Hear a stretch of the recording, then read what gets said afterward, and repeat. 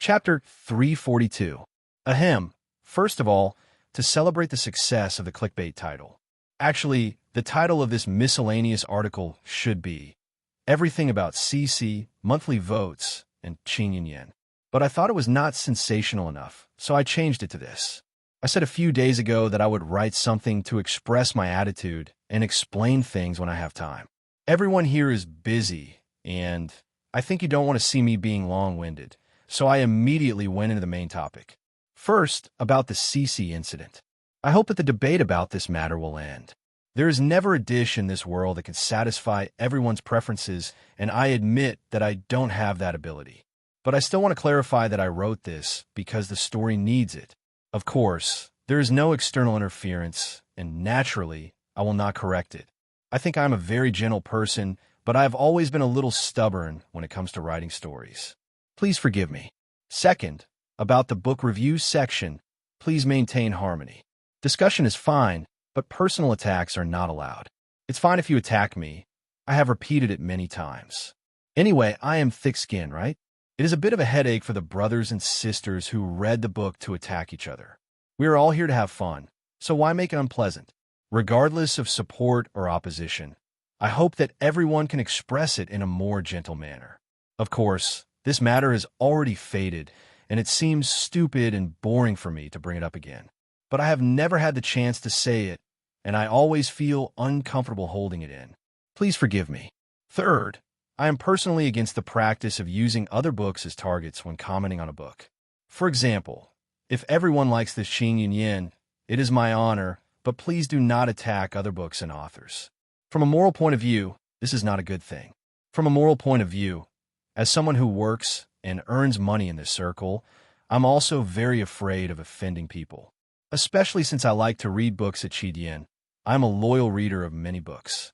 When I saw you criticize the people who read that book, I wanted to cry. I thought that it was indeed a good book. As for using other books to despise Qing Yen, although it is the freedom of the book review section, I have the right to be unhappy. Fourth, about the monthly votes. I have never expressed my attitude towards the monthly votes. Today, I will take this opportunity to say, I like the monthly votes very much. The monthly votes represent honor and money. Any normal person will have a normal degree of vanity, and I am no exception. I like the monthly votes very much. Then why do I rarely solicit monthly votes? In the end, there are a few reasons. First, I don't think I write fast enough. If I get addicted to canvassing for votes, I'll be too happy to see my ranking climb up. I'll try my best to write, but if I write too much in a day, the quality will always decline. This is not a hypocritical statement. It is the truth. Everyone can see that whenever I write more than 7,000 words in a day, I always seem a little bloated, except for those chapters that are truly surging with ideas. Evil, including the second chapter on the chrysanthemum, sword, and wine, which is more than 10,000 words. At the end of the chapter, I said that I was very proud, but an old friend in the Dragon Kong expressed his bewilderment, saying that this chapter is only SOSO. Why do I have to be proud? Actually, the reason was very simple. That day, I had written so many words in a chapter, but the quality was still maintained at an average level or above. That was why I was so pleased with myself. This also proved that it was difficult to maintain quality when the number of words increased. Second, the reason why I rarely solicit monthly votes is that I am very lazy, extremely lazy. This is not a hypocritical statement. I am indeed lazy. To look at the monthly votes every day and canvass for votes, for me, is very stressful. Third, sometimes I forget. I forget at the beginning of the month, and then I pretend to forget and sneak around until the end of the month, or sometime when I find out that I'm still in the top 10. I'm overjoyed and quickly canvass for votes again. In summary, I am really a bastard. Although I never object to authors adding votes when I read a book, I also know that some of my friends don't like to see these things, so I have a headache. If nothing else happened, perhaps I would continue like this until the end of the book. But a few days ago, when I read Ming, I found out that the author was actually canvassing for votes for me. I felt a little embarrassed. In the book review section, I also found out that some friends said, if you don't canvass for votes, your ranking won't go up. Then wouldn't we have voted for you for nothing?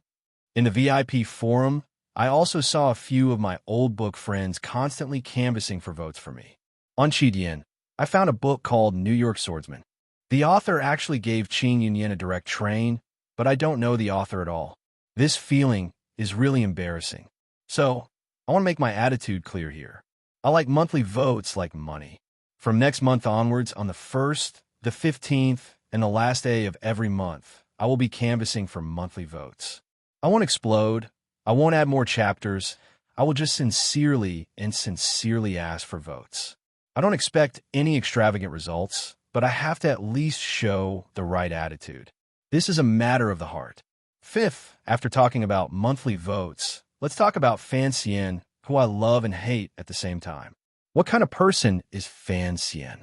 I now admit that what the fat tabby cat said makes sense. I have wrapped too much sugar around him, to the point that some readers mistakenly think that he is a good person. No, he is not a good person. After season ended, I swore that I would never write a good person again.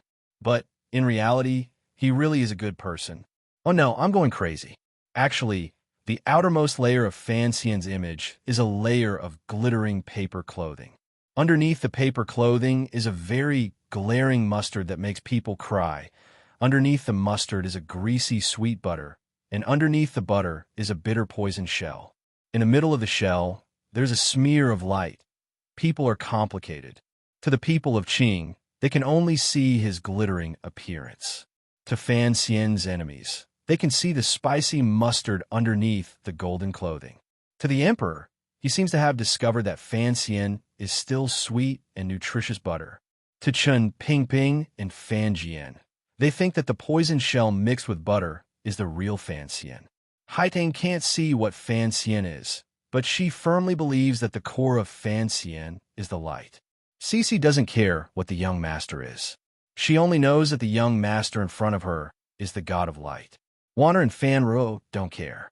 They only know that Fan Xian is Fan Xian, whether he is poison or butter. In fact, even Fan Xian doesn't know what kind of person he is. In the whole world, only everyone and I know. This is a fact that we should be proud of. Don't expect Fan Xian to have a goal in life. Don't expect him to completely understand himself. Don't believe that he is a perfect person who takes every possible possibility into account. He will still be lost. As a man in his 30s, he has been pretending to be young for too long, and he has really entered puberty again. Who knows where the end lies? The Fan Xian of today loves glory, splendor, and wealth. He needs to satisfy his moral conscience. He looks forward to family and friendship. He likes beautiful women. In fact, looking back at ourselves, who can be sure what kind of goal we have in life? Fan Xian is like most of us. He muddles along and only looks at what is in front of him. He makes sure that every day is wonderful. This is the so-called happy life. Of course, some of his ideas are more stubborn than others. Because he is too afraid of death, he doesn't care about letting others die. Cold-bloodedness is formed in this way. Today, I will continue recommending books. I don't believe in heresy. I don't know the authors of these 3 books, but I like them very much. The first is Magical Outfit. This book is well written. It's just that the scenes between the volumes are a bit fragmented. Overall, it's great. I like 47. Let's go and assemble the little JJ. The second book is Helping Leisure Stories. As I think about the trip to Jiangnan, I read Helping Leisure Stories. It's very satisfying. I really don't know the author, but I really like that cute zither player. Especially when I read it, I realized that the author was also reading Qing Yu's year. Suddenly, I felt my face light up. The third book is Living in a Different World. I don't know how to fish, but I like watching him write about fishing. It makes me yearn for it. I want to go to Xinjiang and buy a small mud house to live in. I went to Baidu to search for gills, and only then did I find out that it means shrimp. I sincerely hope that the author will continue fishing to the end. Even in the future, when he has free time to open a bank or fight a war, I hope that Victor will not forget to take Her Majesty to the forest for SM Bison. 7th, I have finished writing. I wish everyone good luck in their work, and everything goes well. I wish everyone a harmonious family. The elders are in good health, and the pregnant women are in a good mood. It's the weekend. Everyone should be happy. I bow and leave the stage. Chapter 343. In the dark night, The Peng family manor was silent. Not far away, the water of West Lake was gently rippling. Lights flickered in the garden. Because of the high wall separating them and the fact that the back of the mountain was their property, they did not have to worry about people noticing anything. The people who had traveled thousands of li to Jiangnan were all a bit tired. They had eaten well in Hangzhou. Full and warm, they felt sleepy. Before long, the lights gradually dimmed. Most of the people had sunk into sweet dreams. Only 2 rooms in the back of the garden still had lights on. One was a bedroom, the other was a study. In the bedroom, Cece dozed off while forcefully mending the sleeve Fan Xian had torn Xiaozhou. She waited for him. In the study, Fan Xian sat in front of the table. His brows were slightly furrowed as he looked at the little book in the book. Haitang sat in the opposite corner. She was also holding a book in her hand. Her expression was serious. The handwriting on the book was fresh. It was clear that someone had just written it. After a long silence, the 2 of them raised their heads at the same time with great mutual understanding. They looked at each other for a long time with a bitter smile. In the end, it was Fan Xian who spoke first. Duo, it seems to be conflicting. Haidang shook her head. It's not that it seems, nor is it somewhat. These 2 martial methods are completely opposite. It is impossible to continue practicing them. At this moment, the 2 of them were holding a small booklet in their hands, which was an absolutely precious item in this world. Fan Xian was reading the Supreme Heart of Northern Qi's Tianyi Dao. Haidang was reading the first volume of the nameless martial secret that Fan Xian had copied from memory. The Heart of Tianyi Dao was rumored to have been obtained by Ku He on the stone steps in front of the temple after kneeling for months. Although Fan Xian knew this was an absurd rumor after his night talk with Xiao in the cave, the martial method itself was still a wondrous secret that all martial cultivators under heaven crazily pursued. Although Fan Xian's nameless martial secret was not very famous, it could turn a young man without an internal strength teacher into a 9th-level ace. It was tyrannical and ruthless, unparalleled in the world. Hiding knew its weight. When it came to sharing knowledge, Fan Xian was not stingy. Since Haidang had so generously brought over the Heart of Tianyi Dao, he had to offer up his treasure. But the pair of young people studied it for a long time in the dark, and finally came to a somewhat depressing conclusion. The styles of the 2 cultivation methods were completely different. They were completely unrelated and vaguely clashed with each other. Fan Xian's tyrannical martial method was a straightforward and rough one. It focused on training the inner spirit and solidifying the meridians as the foundation. The most difficult part was the first hurdle. The powerful Jinqi that came out of nowhere burst forth from the back of the waist and caused a powerful shock to the cultivator's meridians. This was the so-called shaping. However, Haidang had practiced Tianyi Dao's martial method for over a dozen years. Her meridians had long been set in shape. No matter what, she could not disperse the power in her body and practice it anew. Furthermore, she could not be like Fan Xian and return to infancy and rely on the wisp of innate qi that had not completely dissipated in her body to forcefully endure it. She also did not have the precious mental experience of her previous lives, myasthenia gravis. This first hurdle was impossible to cross. For Fan Xian, Tianyi Dao's martial method was also an ice beauty that could only be seen but not touched. This set of incantations was natural and responded to the yuanqi inside and outside of his body. It was indeed incomparably mysterious, particularly regarding the path and method of jinqi flow in his body. It followed the path of gradual accumulation and was full of gentleness. The accumulated water droplets became rivers and used their moist power to cultivate the mind. However, the tyrannical martial method Fan Xian had practiced for over a dozen years had widened the meridians in his body to an unimaginable level. Even if he could use the martial method to condense his spirit into dew, for this dew to adhere to the walls of the entire meridians and form a trickle, it would take who knew how many years. The 2 of them looked at each other and sighed helplessly. Look more and comprehend by analogy. There will always be progress, Haitang said quietly. She and Fan Xian were both at the top of the younger generation, particularly as she had already entered the realm of the upper ninth level. However, she was still unable to touch the threshold of a breakthrough.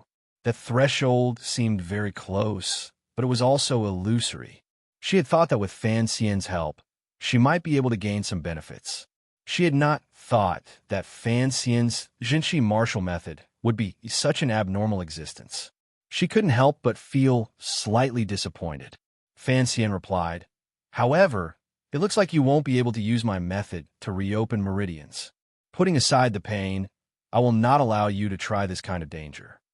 Haitang raised her brows and said in a clear voice, "I'm not a reckless woman." She then furrowed her brows and said, "Your martial method is indeed strange.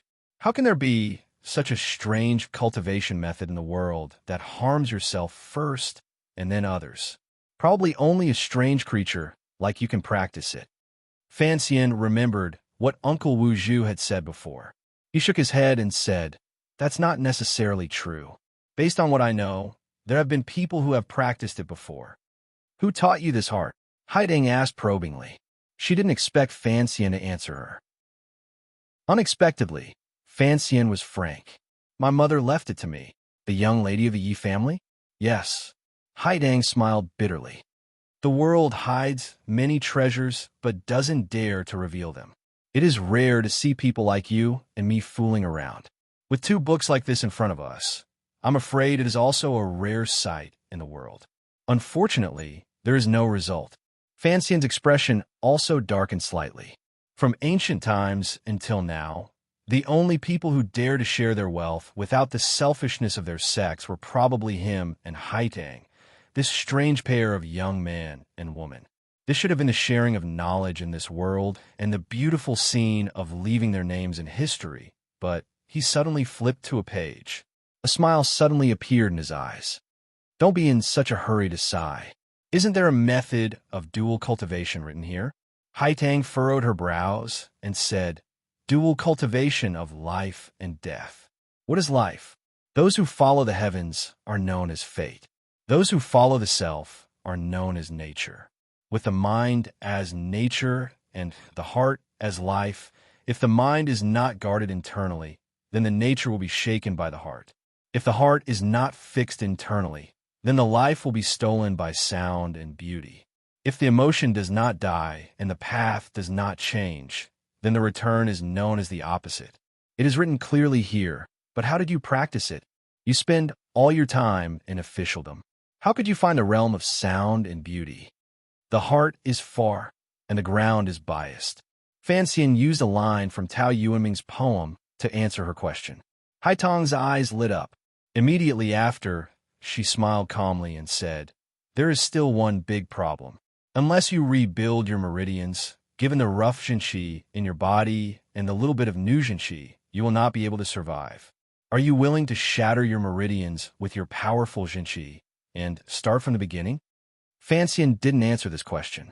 Instead, he turned to ask about a few difficult parts of the heart of Tianyi Dao. Haitang pointed out each one carefully and did not hide anything. Haitang thought that although she could not practice the tyrannical martial method, if she could memorize this martial method and pass it on to the descendants of Tianyi Dao in the future, it would be a great fortune for the people of her country. Thus, she also read attentively. Occasionally, there was something she did not understand. Of course, she was not ashamed to ask. Fan Xian was like her. He spoke openly and honestly. The red candles were in the room, and the stars were in the sky. The two of them were classmates, happy and harmonious. Gradually, the two of them began to immerse themselves in the mysterious realm contained in the two martial methods. Although they did not physically walk, they already felt it in their hearts. They no longer asked questions. Instead, they each sat with their backs to each other and quickly memorized the contents of the books. After an indeterminable amount of time, Fan Xian, who had his back turned the entire time, suddenly faintly said, "Actually, after the assassination in the Hanging Temple, my Jinshi exploded through my meridians and flowed through my body. Up until today, it has not been pulled back." Haidang still had her back turned to him. However, her shoulders trembled slightly. A moment later, she quietly replied.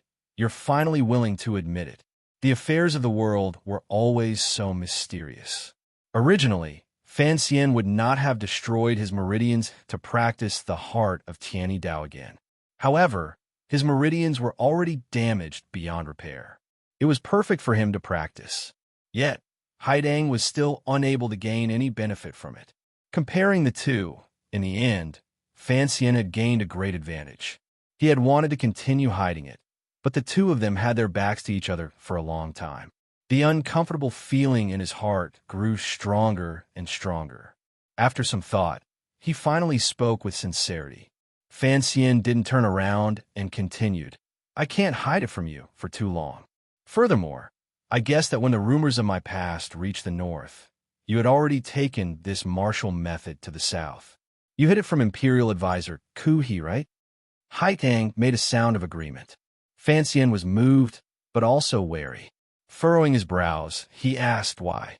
Haitang's patterned jacket bloomed like a flower in a painting under the faint yellow light. It's very simple.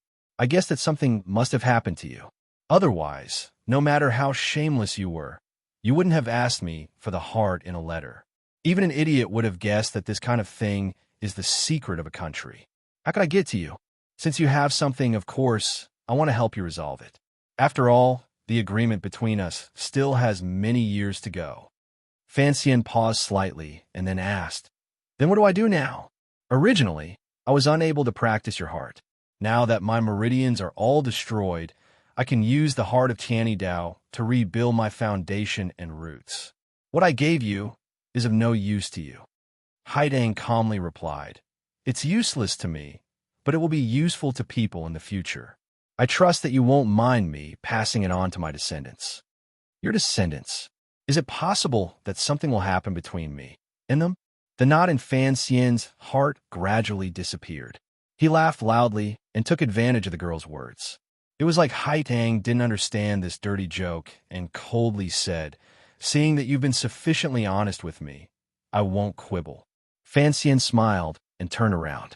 Waving the book in his hand, he shamelessly said, In any case, the thing is in my hands. Am I afraid you'll go back on your word? Haidang also turned around at this moment. She stood up and walked to his side. Fan Xian thought she was truly angry and quickly hid the book in his clothes. Haitang looked at this person and her emotions were in a mess. She thought to herself that this person was so young and already held great power in his hands. He was skilled in both literature and martial arts. In front of outsiders, he always appeared warm and sinister. Why was it that every time she looked at him, he always seemed like a scoundrel in the marketplace? She said unhappily, I'm changing a few sentences for you. Teacher has tampered with them. If you continue to practice according to them, I won't care if you become an idiot. Fan Xian was surprised. He took out the book and stared blankly for a long time. He didn't feel the slightest hindrance in the heart he had read earlier. He couldn't help but admire Ku He's realm. Even a fake could be created so beautifully. But immediately after, he became angry. He thought that old bald donkey was indeed sinister. If he hadn't used the wondrous method of memorizing everything in one word to kill his female disciple, he really wouldn't know how he would die in the future. Are you going to make me an idiot from the beginning? Fan Xian looked at Haidang and said angrily. Haidang calmly said, What you and I are doing is absurd. If it gets out, I'm afraid it will shock the world. What if I'm not careful? The key is that you and I must be honest. If you hide anything, I won't dare to trust you. If you didn't admit to me earlier that you had lost all your Jinqi, becoming an idiot would be your own fault. Fan Xian was shocked. He thought that being a good person indeed had its rewards. After Haidang had changed a few words in the key sentences, Fan Xian picked it up and looked at it again. Immediately, he felt that it was like a beautiful painting that had been smeared by a master painter. Immediately, the entire painting brightened, and the landscape and people in the painting immediately came to life. Fan Xian knew that this was the true face of the heart of Tianyi Dao. His heart trembled. He knew that if he continued to practice like this, it wouldn't be long before he would be able to walk the path of being one with nature and naturally repair the damaged meridians in his body. The realm that had left him for too long was finally coming back. Thinking of this, even someone as persevering as him couldn't help but feel emotional. Suddenly, his heart jumped and he thought of something. In a bit, I'll draw a few pictures for you. He looked at Haidang and said shamelessly, the tyrannical martial method I gave you should be used to practice the Jinshi routes on the diagram. If you practice it blindly, you might end up with a dozen bloody holes in your body when you enter the next stage. Haidang stared at him in a daze.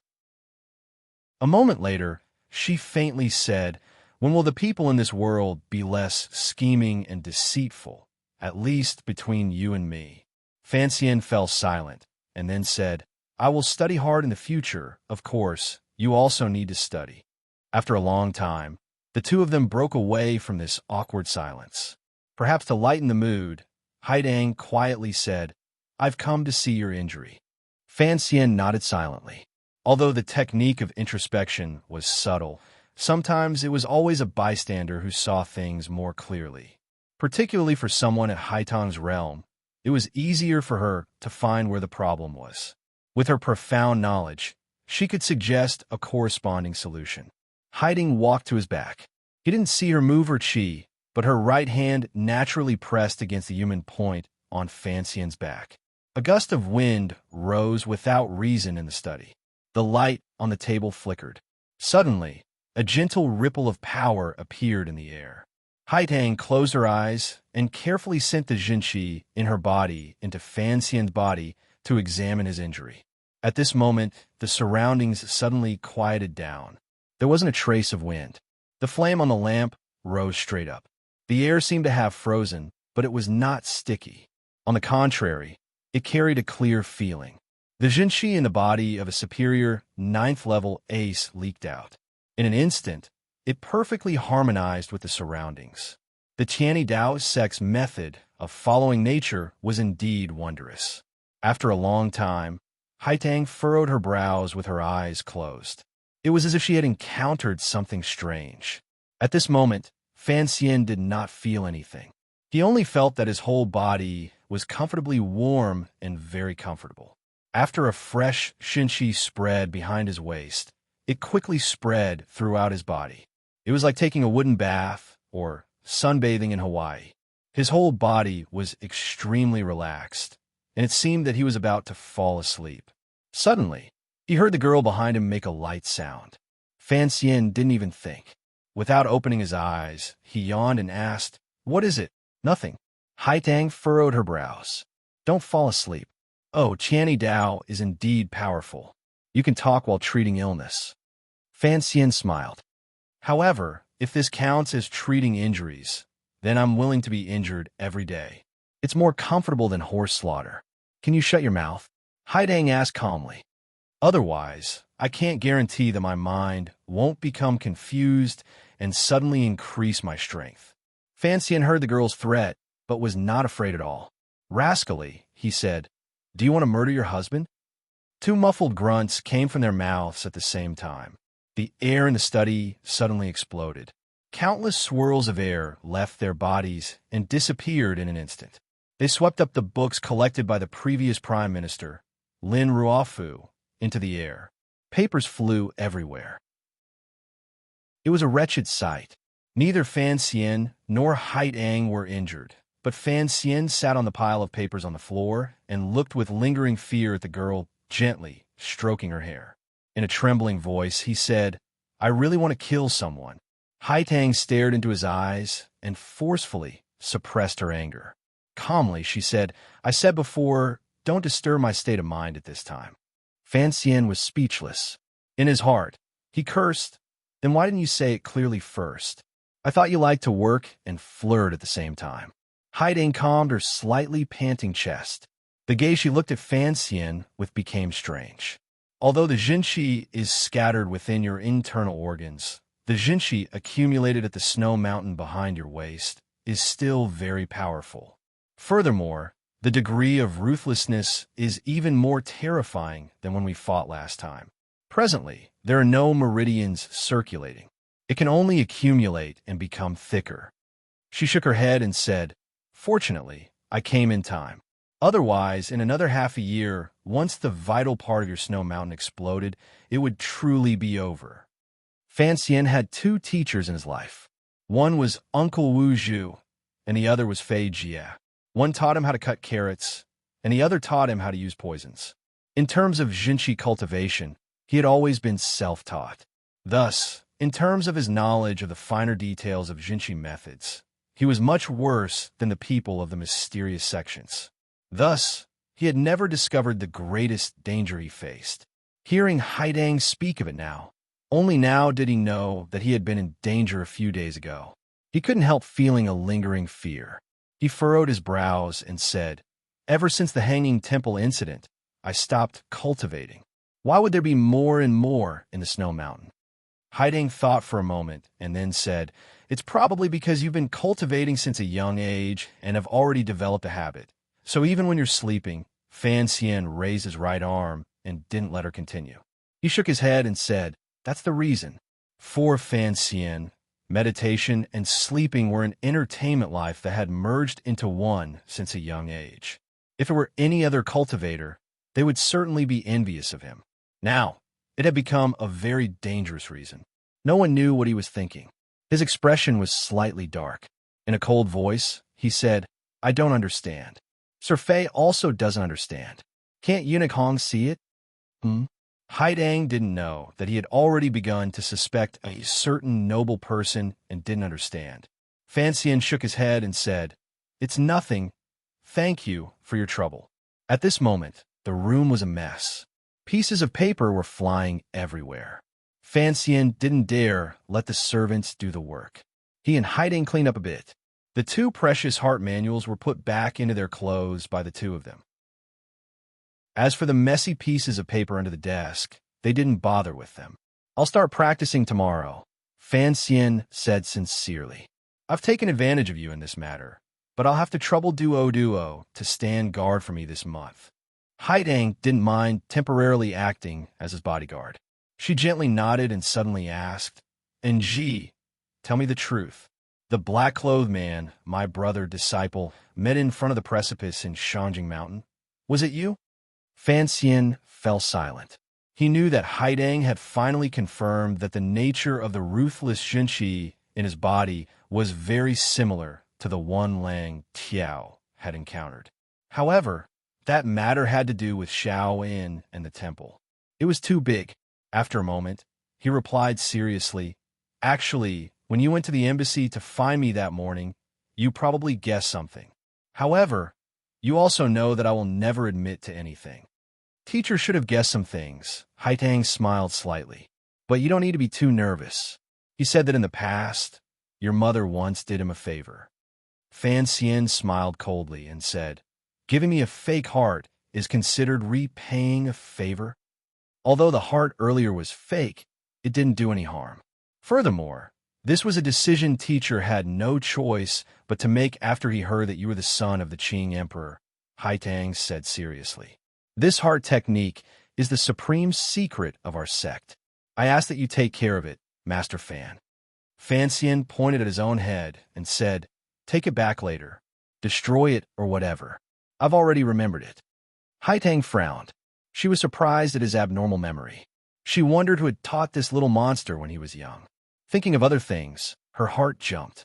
She said sincerely, "I heard teachers say that you have a blind grandmaster at your side. I wonder if I have the opportunity to meet him in person?"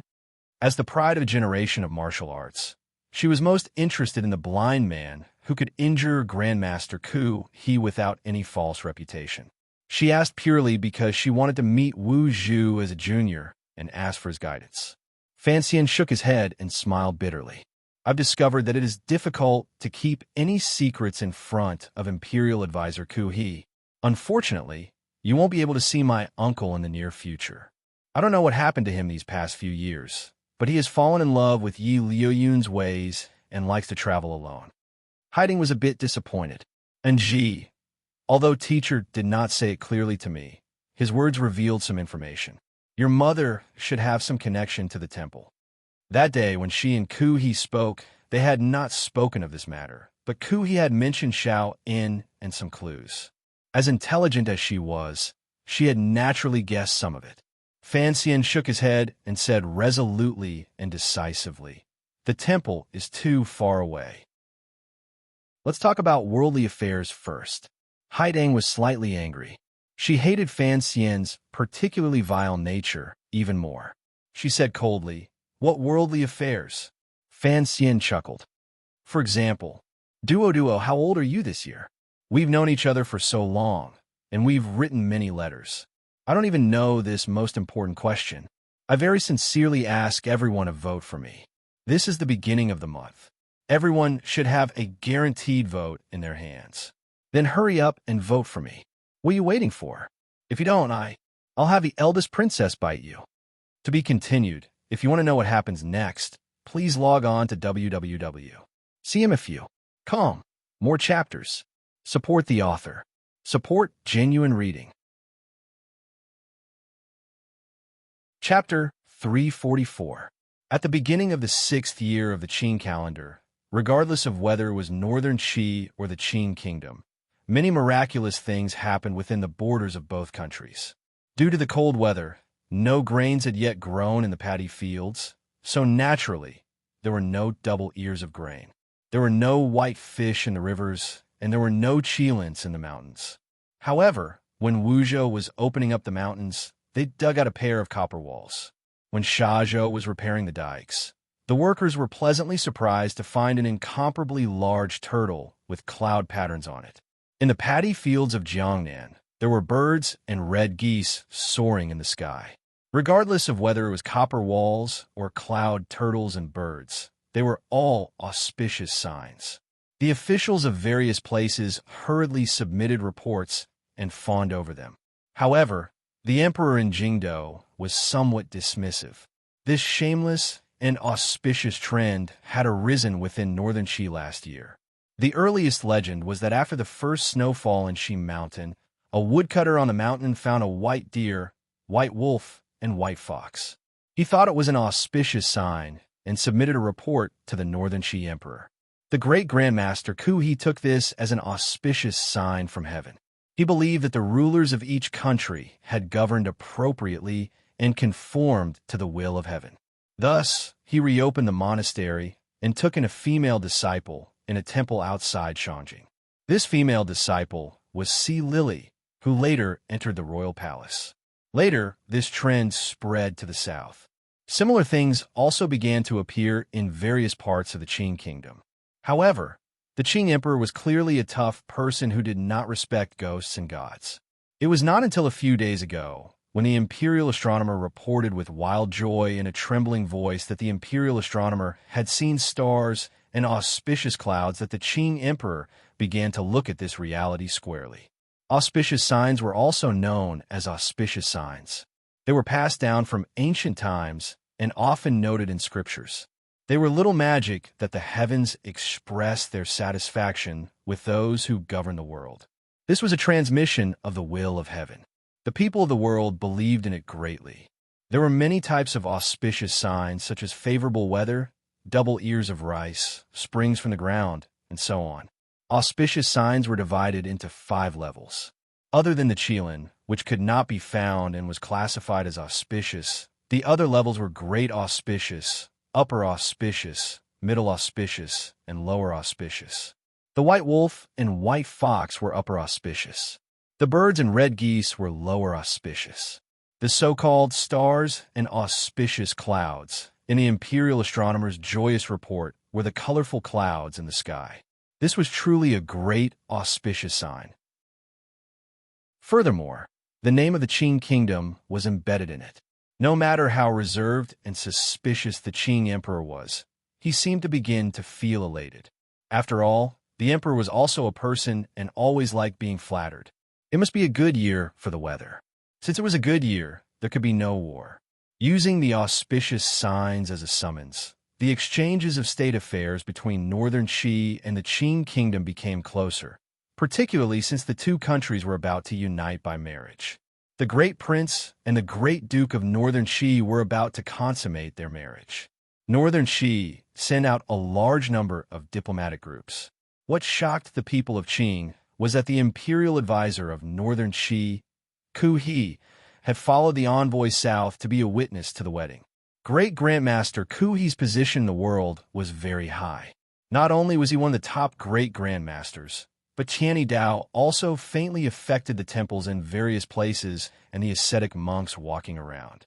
Although the temple never interfered in worldly affairs, this kind of hidden prestige had long surpassed the influence of someone at the peak of martial arts. Thus, although the people of Qing were proud and glorious, all kinds of reception arrangements had to be made anew. Yi Luyun and Yi He were nowhere to be found. It seemed that the only person who could receive them was the Emperor of Qing. But for the Emperor to personally come out, the officials of the office of the Grand Herald of Qing did not have the courage. In the end, it was the Empress Dowager who could not bear to see the officials panic and came out to settle the matter. She still followed Master Zhuang Mohan's rules and invited Ku He into the palace. She would be responsible for receiving him. Unexpectedly, when Imperial Advisor Ku He arrived in Jingdou, he politely declined the invitation and moved into the Qing temple himself. This was in line with his status. After all, he was a great grandmaster. Although the two countries were different, the people of Qing still showed enough respect. Aside from the respect, was curiosity. The people of the world speculated that although the marriage between the two countries was a big matter, it should not have alarmed him, right? A few days after the Northern Qi diplomatic group entered the capital, Ku He's true purpose of personally going to the Qing court seemed to be revealed. It turned out that the Emperor of Northern Qi had personally written a letter stating that he was willing to mend relations with the Qing kingdom and extend the agreement drafted last year for 10,000 years. The two countries would refer to each other as brothers, regardless of seniority. They would only talk about new friendships and be friends for generations to come. Such an important negotiation needed Ku He to personally oversee it. The Emperor of Qing held the letter from his northern colleague in his hand and muttered to himself for a few days. In the end, he gently nodded his head. He was probably giving Ku He some face.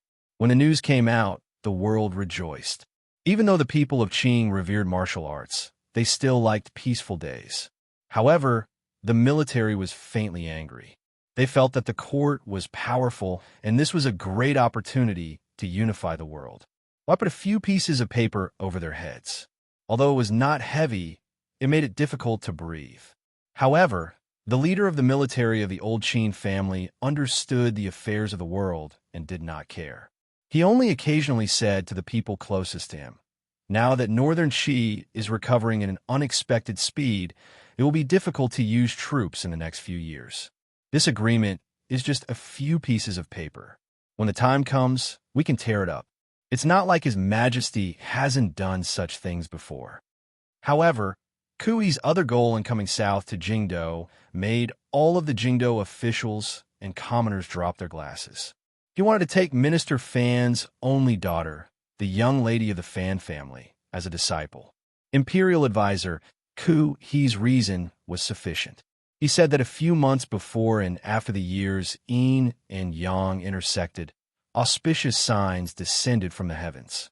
It was a feeling of heaven's benevolence. Tianyi Dao adhered to the theory of the unity of heaven and man. Acting according to heaven's will, he chose a prodigy of the world to carefully cultivate and work for the good of the people. Since it was an act of obeying heaven, it was not limited by land. Northern Qi had an auspicious sign, so he took one disciple. The Qing kingdom's auspicious sign had appeared, so he had to take another disciple. Thus, he had personally come to Jingdou. The news of Tianyi Dao Grandmaster Ku He reopening the monastery had already spread throughout the world last year, but the Qing people had never thought that this matter would have anything to do with them. Who would have thought that the last female disciple of Tianyi Dao would end up in Jingdou? As for why he had chosen the young lady of the Fan family, that became a question in everyone's minds. Not many people would connect it to Fan Xian far away in Jiangnan. After all, no matter how arrogant and powerful Fan Xian was, he had no power to order Imperial Advisor Ku He to work for his own good. Ku He did not explain his criteria for choosing a disciple. It was only through rumors spread by some eunuchs responsible for serving him that people learned that Imperial Advisor Ku, he had once traveled among the people of Jingdo and stood silently in front of the Imperial Academy of Medicine for half a day.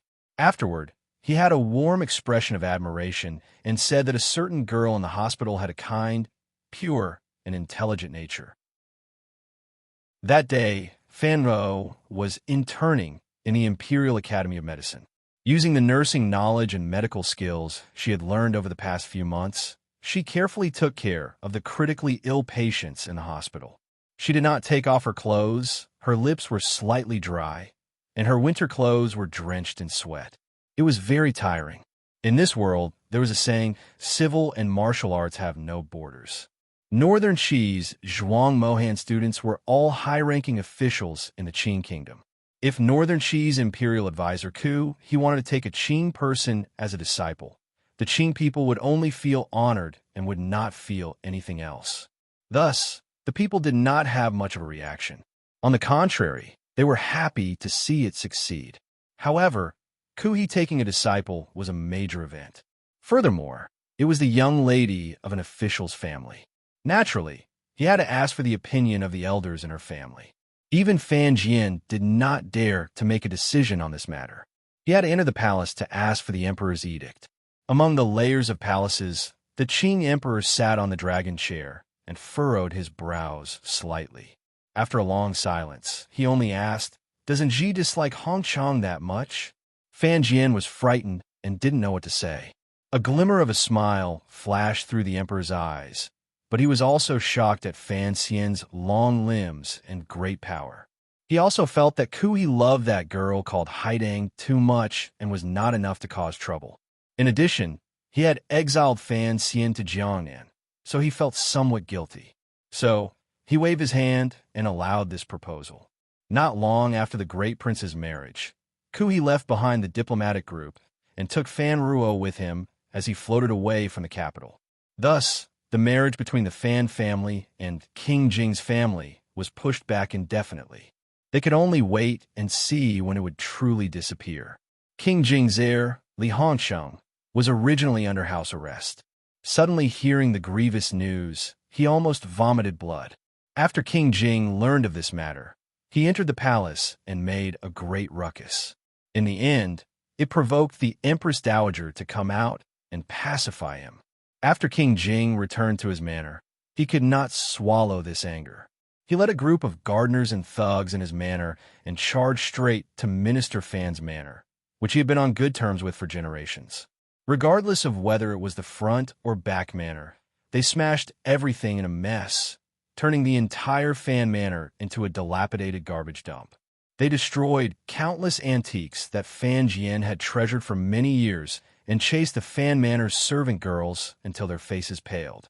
In the end, King Jing gave Minister Fan, who had rushed back to his manor, a fierce punch in the eye and left a black mark.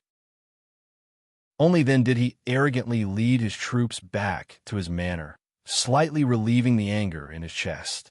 By Westlake in Jiangnan, there were no lotuses in the beginning of spring, and a fine rain fell like a thread. Fan Xian and his group had already lived in Hangzhou for almost a month.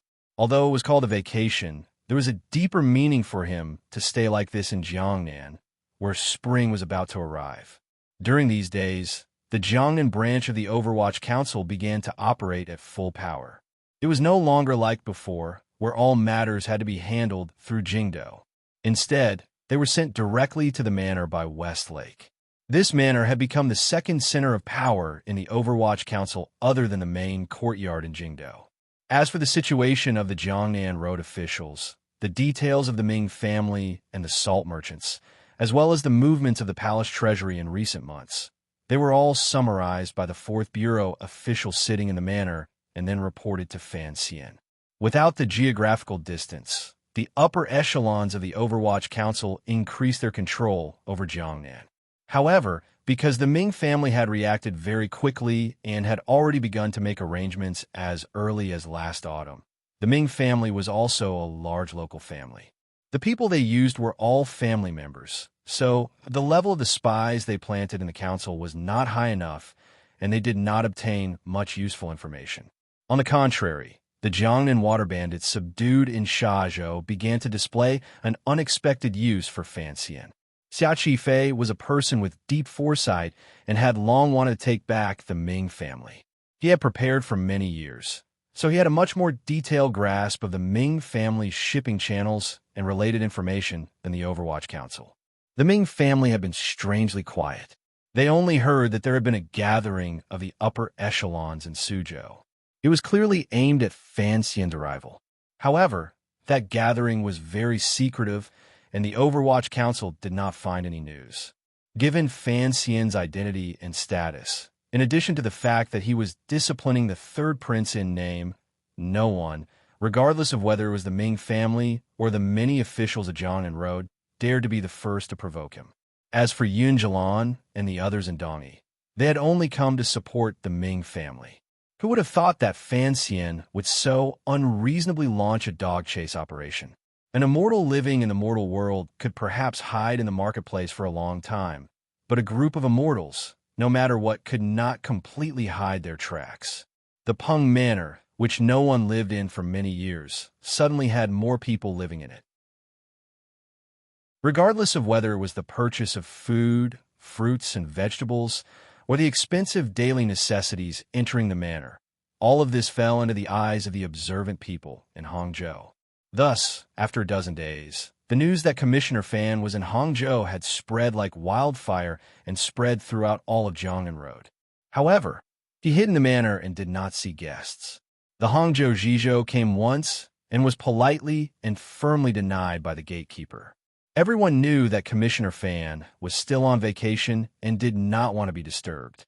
However, everyone was guessing what exactly Fan Xian was preparing for after being quiet for so long. He was quiet, and the people on the Jianghu were also forced to be quiet. The number of people giving gifts to the big ship on the river did not decrease. The Ming family also respectfully and obediently moved out of a few other manors by West Lake, terrified of disturbing the commissioner's peace. The manor by West Lake was quiet, but it attracted the gazes of countless people. A small boat floated on the lake. Two scholarly-looking young men were sitting at the head and tail of the boat. In the middle was a short table. On it were fresh fruits and vegetables and jiang and water wine. It was very elegant and at ease. The two of them were Fan Xian and Haidang after their disguises. The two of them did not smear any flour or anything like that on their faces. They only had Fan Xian skillfully pick at the corners of their eyebrows and then use a rubber hand to slightly raise the ends of their eyebrows. Once the eyebrows changed, the two of them immediately changed a lot. If one was not familiar with them, they would not be able to recognize them. At this time, the small boat was slowly moving in a remote corner of West Lake. After the first break of the rain, the air on the lake was very fresh. Recently, Fan Xian often went boating with Haidang on the lake. On one hand, he liked the scenery of the lake and mountains. On the other hand, Fan Xian was beginning to learn the heart of Tianyi Dao. According to Haidang, he had to be close to nature at all times and use the yuan-qi of heaven and earth to repair the damaged meridians in his body. After Fan Xian practiced the heart of Tianyi Dao, he no longer gathered his zhenqi in the snowy mountains. Instead, he moved it to his dantian. The zhenqi that had accumulated bit by bit seemed to carry a fresh scent and slowly spread out in the walls of his meridians, moistening his withered and damaged meridians. Being on West Lake and close to the beautiful natural scenery, with the slightly cool lake water reflecting the white clouds and blue sky, and the sparse forest at the foot of the mountain to his side, the cultivation of the heart was indeed much faster. Fan Xian believed what Haitang said was reasonable, but he knew the more important reason was that his zhenqi cycle had one more cycle than other martial cultivators. In the past, he had practiced too much of it. In the past, he had only used it on rock climbing. Only now did he know that it was of great benefit to his mind's connection to heaven and earth. He closed his eyes and half reclined at the head of the boat. His right hand, intentionally or unintentionally, rested on the side of the boat. His fingertips seemed to touch the slightly rippling surface of the lake, and a faint, almost imperceptible zhenqi slowly seeped out from his fingertips. Once it touched the lake water, It gently withdrew and flowed into his body, causing fine ripples to appear on the lake water where his fingertips touched. Haitang gently rowed the two oars. A pair of eyes as bright as the lake water watched Fan Xian's fingertips. She furrowed her brows slightly and silently sighed. She thought to herself that the young man in front of her had a rare level of comprehension and luck. Like the scene in front of her, the Jinshi leaving his body and being tainted by the breath of nature was clearly a sign of the third level of the heart of Tianyi Dao. Although she was known as a genius, it had taken her 5 years of practice to reach this level. Fan Xian, it had only been a dozen days. Although Fan Xian's current realm was much higher than when she had first entered the sect, and his ability to comprehend was also much stronger, the speed of his progress still made Haitang feel a glimmer of disbelief and alarm. Fan Xian now had both the north and the south, and he held great power in his hands.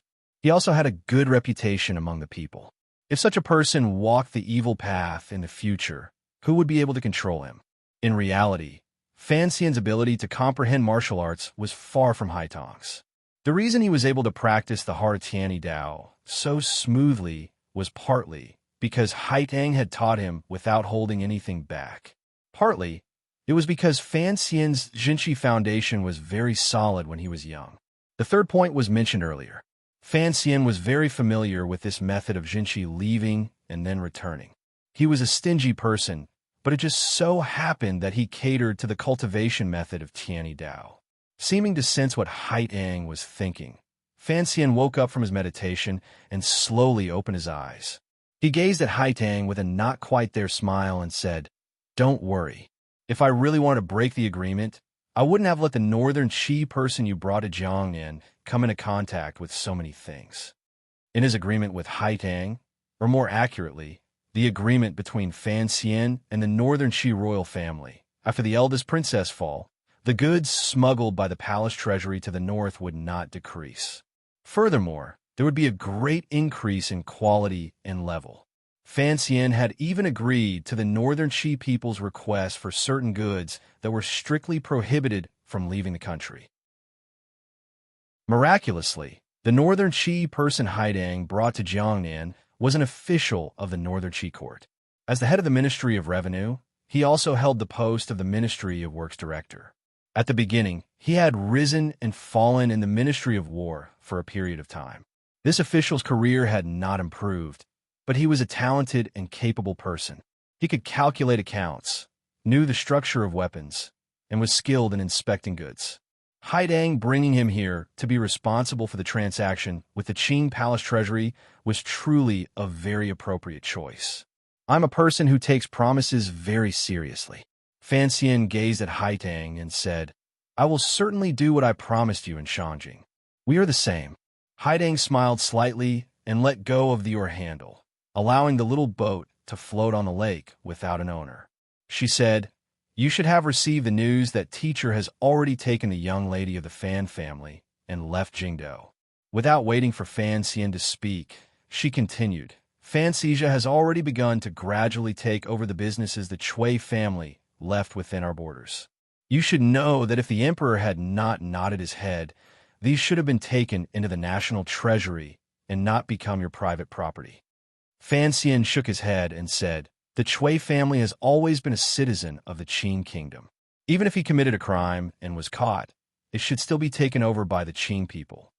Haitang ignored his sophistry and continued, "Furthermore, I have brought the heart to you, as you said. I think there is nothing for either of us to be picky about in the contents of the first part of the agreement." Fan Xian nodded. This was a transaction that was beneficial to both sides. However, he didn't know why he trusted the northern Qi people so much. Haitang also didn't seem to understand this point. Furrowing her brows, she said, "Nji, you sent your sister and brother to Shanjing. Don't say it was unintentional. Why is that?" Fan Xian smiled. He knew that she had finally sensed something was wrong, but he could not directly answer her. Did he have to tell a foreigner that he was worried that one day the emperor would suddenly make a move to reshuffle the cards? So he had to leave some backup plans in the other countries under heaven? He waved his hand and said, "This is nothing. As long as our agreement continues to be carried out, I trust that regardless of whether it is you or that little emperor, both will protect my family well." Haitang raised her brows and said, "If the matter is exposed, how will you face everyone in the Qin kingdom?" "Face? I won't have the face to face them," Fan Xian said with a smile. "Although I don't think of myself as a traitor, people will certainly think of me as the biggest traitor of the Qin kingdom." Haidang smiled and had no words to say against his frank and ruffian nature. Fan Xian continued to smile and said, "Besides, for this world, I don't mind being an internationalist. The auspicious signs in various parts of the Qin kingdom were tampered with by you?" Haidang lowered her head and asked. Fan Xian did not deny it. The matters in Wuzhou and Shazhou were done by the Overwatch Council. As for the stars and auspicious clouds observed by the imperial astronomer, don't forget, the previous imperial astronomer was the second prince's man. He had already been invited by the Overwatch Council for tea on a dark and windy night. Until now, he had not been released. The present imperial astronomer's relationship with Fan Xian was hard to fathom. He thought to himself, the little emperor of northern Qi is in the north doing 3 white things. There are few wild beasts on the snowy mountains here, but when the auspicious clouds come out, they will always be able to suppress you. In the secret letter from the emperor, it was clear that he was very satisfied with his arrangements. A sense of pride seeped through the lines. The emperor of the Qin kingdom. Haitang deliberated over her words. Although he has rarely appeared these years, everyone knows that the emperor is a genius, particularly since teacher has taken your sister as his last disciple. It's hard to say that he won't guess something. Fan Xian nodded. These things cannot be hidden from the emperor. As an official, I will not hide it. I have long written a secret memorial and presented it to him. Haidang was slightly surprised and said, "You are quite open and candid. Then, is there anything you won't say?" Fan Xian furrowed his brows and said seriously, "For example, moving the silver of the palace treasury into my own home. Of course, I would be too embarrassed to tell the emperor about such a thing." The little boat once again sank into silence, and the lake water once again became quiet. Fan Xian looked at the slightly worried Haidang and found that after half a year, this girl's temperament seemed to have changed slightly. Perhaps it was because she was new to the matters of court politics that it had a slight effect on her state of mind. Facing Haidang, Fan Xian actually felt faintly uneasy. In the days they had spent together since last year, he had adhered to the principle of remembering one word in his heart. In their interactions, he had done his best to reveal his true feelings and treat her with complete sincerity. He would even say some incomparably childish things. On one hand, he truly treasured Haidang as a friend. On the other hand, he wanted to influence this woman from the bottom of his heart and obtain a powerful aid. The sound of hurried hooves came from the lakeside. Fan Xian turned his head to look and saw a fine horse galloping along the stone path by the lakeside. It rode openly to the door of the Peng family's manor, where no official had dared to visit for many days. A somewhat familiar-looking official flipped off the horse and angrily pounded on the door. "So many votes. Are you guys trying to scare me to death? I can only say thank you. If you want to know what happened next, please log on to www.cmfu.com. There are more chapters. Support the author and support the original reading." Chapter 345. Abandoning the boat and coming ashore, Fan Xian walked toward the garden with a glimmer of doubt. Haidang was behind him, greeting the old man fishing by the lake. He was not in the mood to be friendly. Looking at the fine horse outside the garden, he furrowed his brows. The official who had come on the horse had already entered the garden. He had left the horse outside the garden and had not tied the reins. It looked like he was indeed in a hurry. The horse was at the bottom of the stone steps with its head lowered. It snorted and smelled the fragrance of the grass growing on the ground. Unfortunately, it was wearing a chewing head. It was anxious but could not eat. "Sir." The guard at the door bowed to him. A subordinate moved closer to explain something, but Fan Xian waved his hand to stop him. He had long recognized the angry official. Thinking that after not seeing him for a year, the other party still had the same temperament, he felt slightly angry. Faint sounds of an intense argument came from the depths of the manor. After they went around the screen, the voices immediately grew louder. The words were filled with loud criticism and disappointment and anger that seeped from the bones. Fan Xian stopped his steps and turned his head with a self-mocking smile. He said to Haitang, "Just a small matter. Give me some face and don't come in." Haitang smiled and nodded. She walked toward the small path leading to the garden to the side. Fan Xian tidied up his clothes and patiently listened outside for a long time. Only then did he gently cough twice. Fully assuming the demeanor of a teacher, he put his hands behind his back, stepped over the high threshold, and walked into the main hall. In the main hall, two people faced each other like two fighting cocks.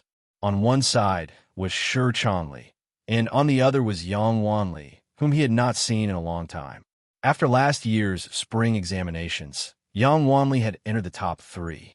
Because everyone knew he was a direct descendant of the Fan family, the head of the Ministry of Appointments had, with a large stroke of his pen, transferred him to a rich county in Jiangnan to become a county magistrate. This was because of the interference of Yin Hangshu, the Minister of Appointments. Otherwise, with the prestige of the Fan family, it was not impossible for them to directly become a prefectural official or a transportation judge. Yang Wanli had also worked hard for his teacher. He was diligent in government affairs, friendly to the people, and eager to learn.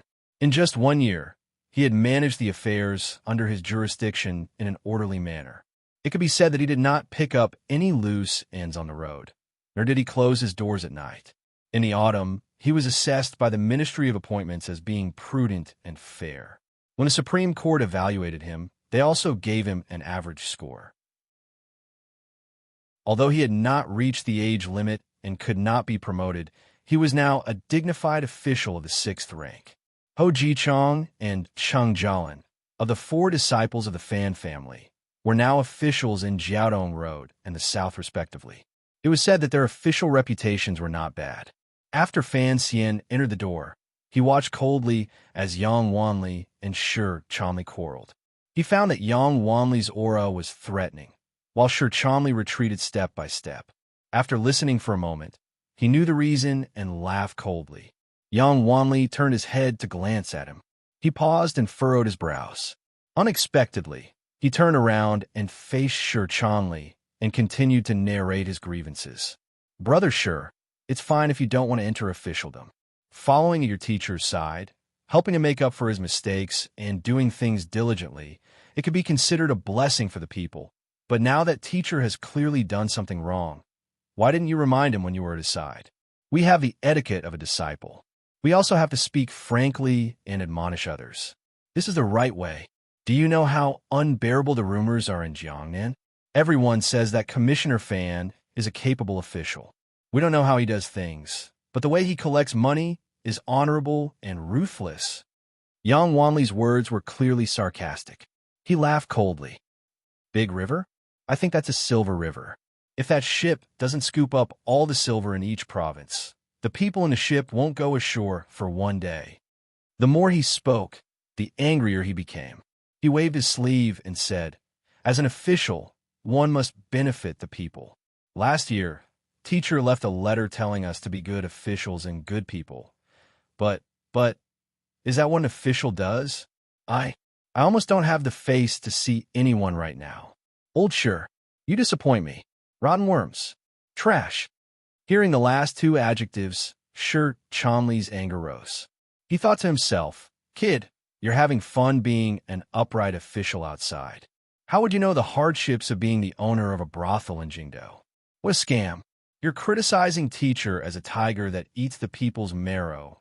Well, Yang Wanli, you haven't been an official for long, but you've grown a lot more daring." Hot blood rushed, and he scolded back. "You're a pedantic scholar who doesn't know the hardships of the people. If teacher wasn't in the capital, do you think you could get a good evaluation? Ungrateful bastard." Yang Wanli raised his face and said with pain in his clear pride, "Although I only govern 1 county, within a year, there were no bandits in the county, and the people were peaceful. I have lived up to Sir Fan Jr.'s initial expectations." In reality, Sure Chanli understood why the other party was so angry and had come directly to his door. As the saying goes, the greater the hope, the greater the disappointment. They all hoped to follow Sir Fan Jr. and accomplish great things in the Qin Kingdom. They were truly loyal people. However, Fan Xian was now in the Overwatch Council and held great power. The things he did were indeed like those of a powerful official, but the gap between him and a famous official seemed to be growing larger and larger. However, Sure Chanli had been by Fan Xian's side for many years and knew that his teacher had many things he had to do. Furthermore, his feelings were deeper, so he unconsciously smiled coldly and retorted, "There were no bandits? If the provincial camp had not moved 12 li into your Fuchin County, do you think those bandits would have been scared away by your words of a saint? 12 li is not very eye-catching, right? But do you, a little county magistrate, have that ability?" Yang Wanli furrowed his brows and asked, "What do you mean by that?" "What do I mean?" Sure Chanli turned his head to glance at Fan Xian and furrowed his brows. It seemed that he was wondering why the guards in the courtyard had not stopped this person. If an outsider heard his argument with Yang Wanli, it would be terrible. At this moment, the most innocent person was, of course, Fan Xian. The two students were happily arguing. As the main character, he had stood to the side for a long time, but no one paid attention to him. He had been left to dry. He continued Sure Chanli's words with a smile and said, "Nothing much.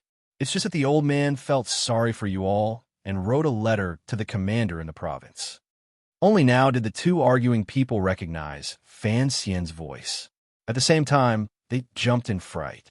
A moment later, they said in surprise, "Is it teacher?" Fan Xian stretched out his hand and rubbed the side of his temple a few times, rubbing away the glue at the corner of his eyebrows. His eyebrows returned to their original position, and his delicate and handsome face returned to normal. After he entered the room, he had forgotten to take off his makeup, so the two arguing people did not recognize him. He laughed bitterly and said, "Even if you want to argue, you have to do it behind closed doors. I'm the one who heard it. If outsiders heard it, I'm afraid they would think something big has happened to the Fan family." The hall of the manor immediately quieted down. Thinking that the contents of their argument had all fallen into Fan Xian's ears, regardless of whether it was Sure Chanli or Yang Wanli, they both felt a bit awkward. The two of them invited Fan Xian to sit in the middle and sat on either side. Although Fan Xian was a bit younger, the absurd seniority of teacher and student had to be done properly.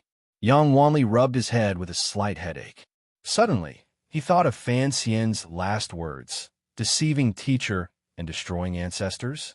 He abruptly raised his head and yelled in a loud voice, "Sir, I didn't mean it that way."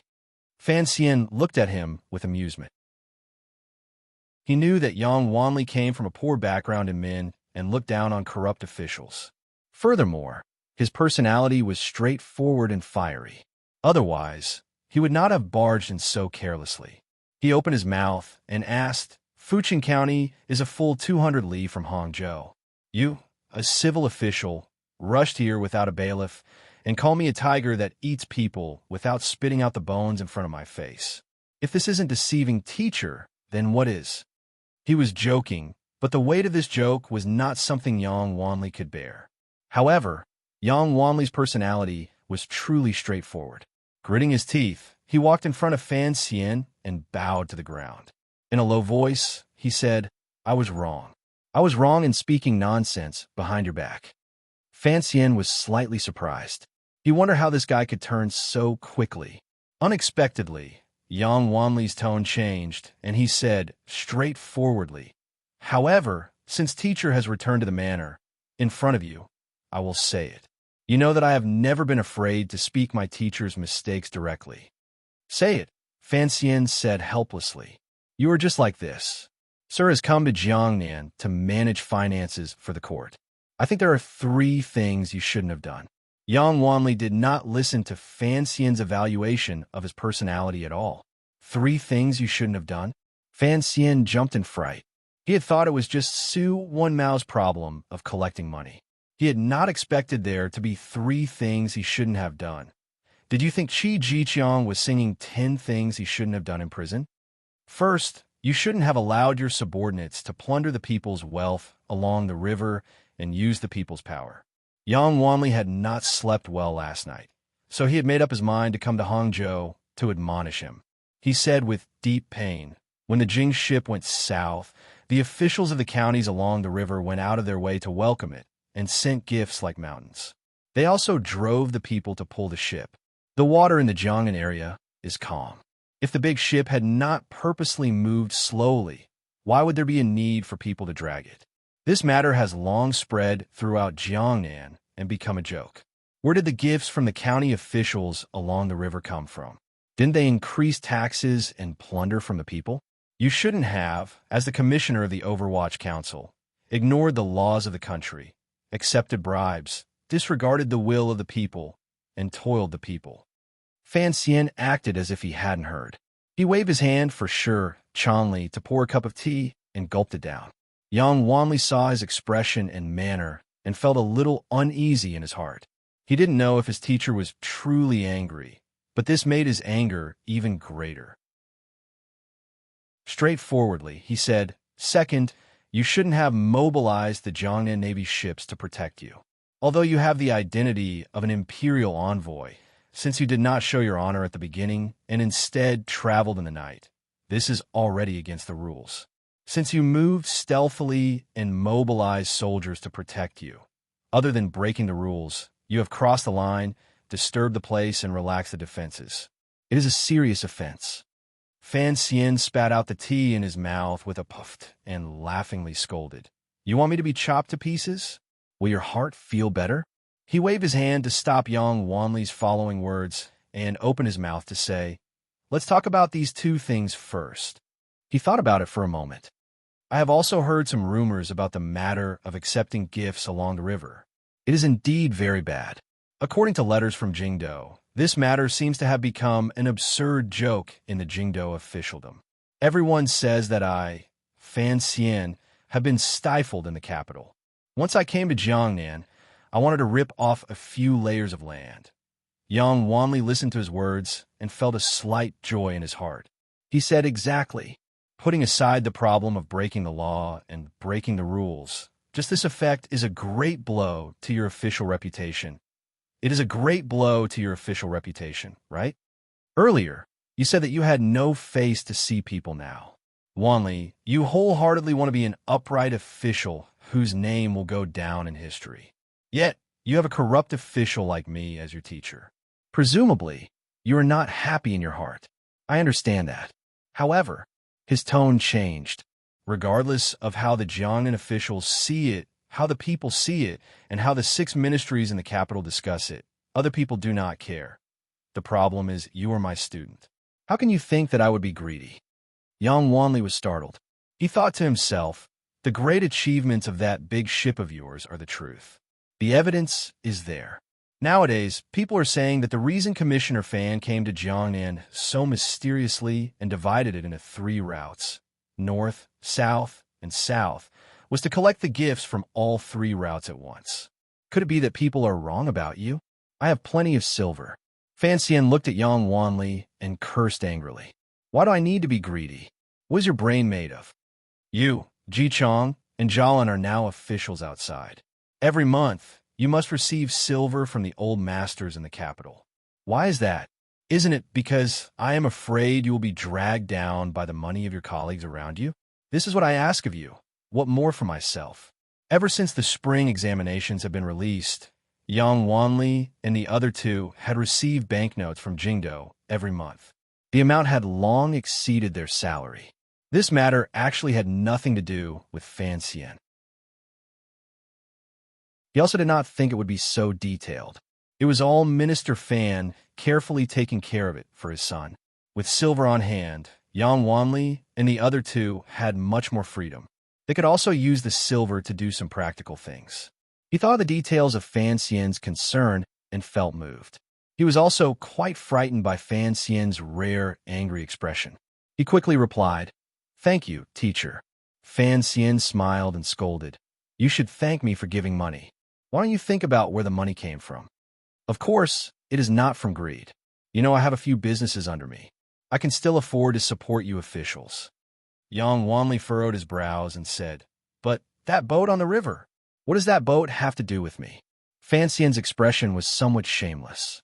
"If you want to fight for your position to scold corrupt officials, go scold those people on the boat. Running to Hangzhou to scold me. Yang Wanli, you sure have some guts." Yang Wanli said gloomily, "Teacher, those people are your subordinates."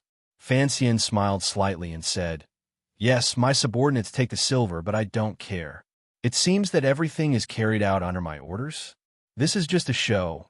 What are you in such a hurry for?" Shi Chanli also urged from the side, "Sir must have a deeper meaning. You barging in like this today will probably make many people laugh in secret." Yang Wanli thought about it and agreed with this reasoning. Even if Sir Fan Jr. wanted to be greedy, there was no need to be greedy in such a grand and spectacular manner. Was he really wrong? "There isn't much deeper meaning," Fan Xian sighed and said. "It is just a show to be performed in Suzhou on the 3rd of March. That show is too mushy. Just thinking about it gives me goosebumps. When the time comes, you'll understand."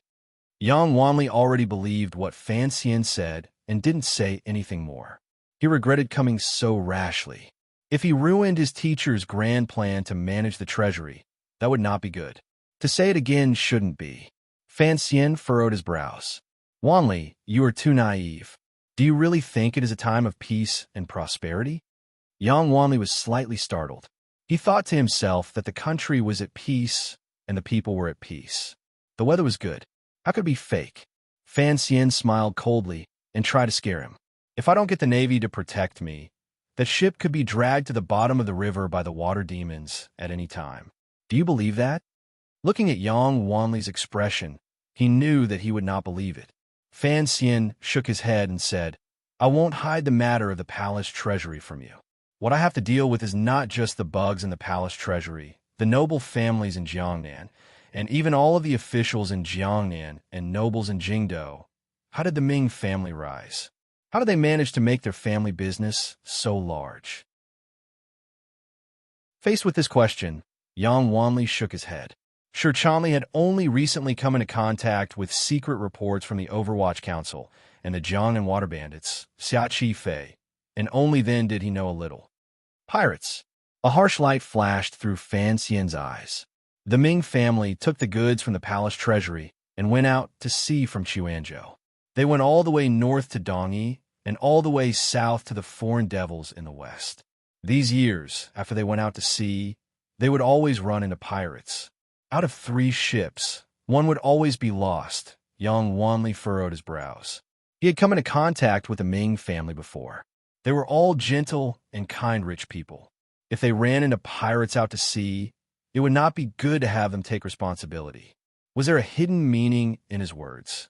Fan Xian said in a cold voice. In reality, those pirates were all the Ming family's own people. Yang Wanli paled in shock. When the palace treasury's goods ran into pirates, the Ming family still had to pay the palace treasury. It looked like a loss, but in reality, they stole that ship of goods and secretly shipped it overseas to sell. They didn't have to pay the court's 60% share of the ship's goods. Furthermore, what they paid the palace treasury was only the cost. The profit from the ship was even more than the other 2 ships. However, it's a pity that in these years, who knows how many more souls have died on the sea. Yang Wanli was dumbstruck and muttered to himself, This isn't much more for the Ming family. Why would they take the risk of being beheaded?" What Fan Xian said was what the Overwatch Council and Xia Qi Fei had found out through their cooperation. It was a pity that they had never found any living witnesses. These years, the Ming family had used such ruthless methods to earn who knew how much silver. These people were vicious and merciless. The wind was tight, and there were nobles protecting them. Thus, everyone in court only thought that the trip to Hainan was full of dangerous winds and dangerous waves and rampant sea bandits. They had no idea that the Ming family was stealing their own goods and playing the game of a merchant family of bandits. He stood up and stared into Yang Wanli's eyes. Once there is a suitable profit, merchants become bold. For 50% profit, they will take the risk out of desperation. For 100% profit, they will dare to trample on all Qing laws. For a 300% profit, they will dare to commit any crime, even risk the danger of being hanged, and not have any regard for the court. Yang and Shi were both shaken by Marx's famous words and lowered their heads, savoring them for a long time. Furthermore, they have always been their comrades in court. Fan Xian smiled coldly. The money earned in proper exports has to be entered into the books. How can it be as convenient and safe as spending money outside of the books? These words were referring to the Xinyang matter. If they hadn't used such ruthless methods, it would have been much more difficult for the eldest princess to fish out silver from the palace treasury under the Overwatch Council's long years of surveillance. Every copper is dripping with blood, Fan Xian lectured Yang Wanli. Fan Xian educated Yang Wanli. If you and I want to do things, we must ensure our own safety. The Ming family can kill people and will kill people. When it comes to a life and death struggle, they will not be afraid of killing me. In the face of life and death, there is no need to talk about etiquette. You've been an official for a long time. Don't become a piece of rotten wood. Yang Wanli was dumbfounded. He had studied hard for 10 years. After becoming an official, he had Fan Xian, this big tree, secretly protecting him. He had never truly experienced the dangers of the human world. Now, after being scolded by Fan Xian, he finally became a little more clear-headed. After calming down a little, Fan Xian waved his hand and said, "Never mind, let's not talk about these things for now. Although you came to kick down the door today, there are indeed no guests in the garden. We haven't seen each other in a year, so there are some things we have to talk about. In a bit, prepare some food and wine, and let's have a good drink." Yang Wanli hung his head dejectedly, but he knew that his teachers still saw him as one of the closest people to him. He allowed a breath. However, he somewhat regretted his impetuousness. Suddenly, he thought of something and hesitantly asked, "Then third, shouldn't we?" Fan Xian laughingly scolded, "If you don't offend me to the end, it looks like you won't be able to eat. Speak." Yang Wanli thought about it, and felt that this matter was indeed his teacher's fault, so he confidently said, "Recently, auspicious signs have appeared one after another in various places. The officials and commoners will always say a few words after drinking. I have never said it in front of others, but in front of my teacher, I had to take the liberty to suggest it. Using beauty to influence people will not last long. Using flattery to gain favor is also not the style of a court official. Teachers' actions in this matter are truly unethical." Fan Xian paused. He knew that although Yang Wanli's personality was stubborn, he was still very smart. He had seen that the auspicious signs and the surroundings were created by Fan Xian. But this kid dared to scold him in front of Fan Xian for sucking up to the emperor. "Get out." Fan Xian finally became angry and scolded, "Don't eat anymore. Go back to your Fujian County to eat porridge." At this moment, Yang Wanli was quite straightforward. He straightened his back and allowed his teacher's spittle to wash his face. With a face full of righteousness, he said, "I want to eat porridge in Pengyuan today." Fan Xian angrily brushed his sleeves and walked out the door. Shi and Yang hurriedly followed behind, not daring to take even half a step away. It was not until now that this young man, who was not yet 20, finally had the appearance of a young man and was no longer the teacher who sat upright and pretended to be experienced and mature. On the third day of the third month, the dragon raised its head. The carriages from Danzhou to visit relatives and the ships from Jingdou, following the Yinjiang, all arrived at the docks outside Suzhou. The night before, a group from Hangzhou had already quietly boarded the ship. The three groups from Jingdou had finally triumphantly met up in Jiangnan. On the docks, gongs and drums rang out to the heavens, and firecrackers rang out. The officials of Jiangnan Road, at all levels, tidied up their official robes. Under the signboard, they raised their heads in anticipation of the arrival of the Imperial College's Sai, Taichung Temple's Vice Minister, Overwatch Council's Commissioner, Jiangnan Road's Imperial Envoy, Sir Fan Jr. Fan Xian. Fan Xian does so many things. This chapter of mine is really not smooth. I don't know why. To be continued. If you want to know what happens next, please log on to www.cmfu.com. There are more chapters. Support the author and support the original reading. Chapter 346. Let me admit here that I did write incorrectly yesterday about the old dragon raising its head. I'll go with the flow and continue with the 3rd of March. In any case, no one has studied the Qin calendar. Was I a bit shameless? However, today's chapter was written much smoother than yesterday's. On the 3rd of March in the Qin calendar, the dragon raising its head. A large ship, under the escort of the Jiangnan Navy, slowly approached the dock. The anchor was dropped and the ropes were released. The officers nimbly completed a series of actions. Immediately after, a gangplank that looked like a flight of stairs was placed between the dock and the deck. The officials on the shore quickly spread out a thick cloth to prevent their feet from slipping. A curtain of spring thunder rolled across the horizon, crackling as if welcoming the arrival of the imperial envoy. At the same time, firecrackers rang out on the dock. Gongs and drums filled the air. The soaring thunder that had been prepared on the shore was also ignited. The sound of the cannons was so loud that it even drowned out the might of the heavens. The officials on the dock furrowed their brows, but were too embarrassed to cover their ears. They could only turn their gazes to the gangplank. In a moment, a young official appeared on the deck and led a group of guards off the ship in silence. They split into 2 lines. After a while, a young and handsome official wearing a purple official robe walked out with a smile. He wore a crane cape over his official robe. The white color immediately diluted the deep purple of the official robe. It drew the gazes of everyone on the dock to his warm, friendly, and incomparably delicate face. Only 3rd-level officials and above had the right to wear purple official robes. The officials on the dock knew that the Imperial Envoy Commissioner fan they had been calling for was this person in front of them. They unconsciously squeezed forward a few steps and raised their hands in greeting.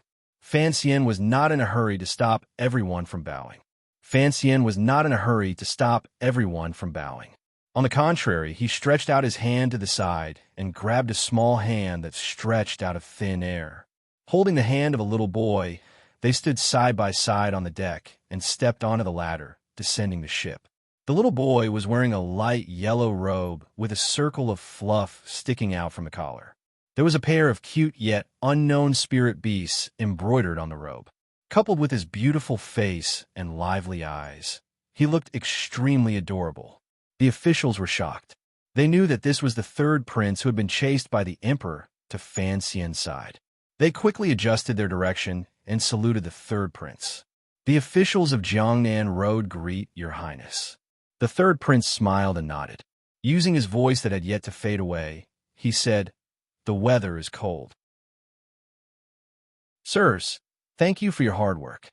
I'm only here to study with my teacher, so there's no need to stand on ceremony." Reminded by the word teacher, the officials quickly bowed to Fan Xian again. They repeatedly thanked him for coming all the way here. As they bowed, the dozens of officials stole glances at the 2 men who walked down from the boat.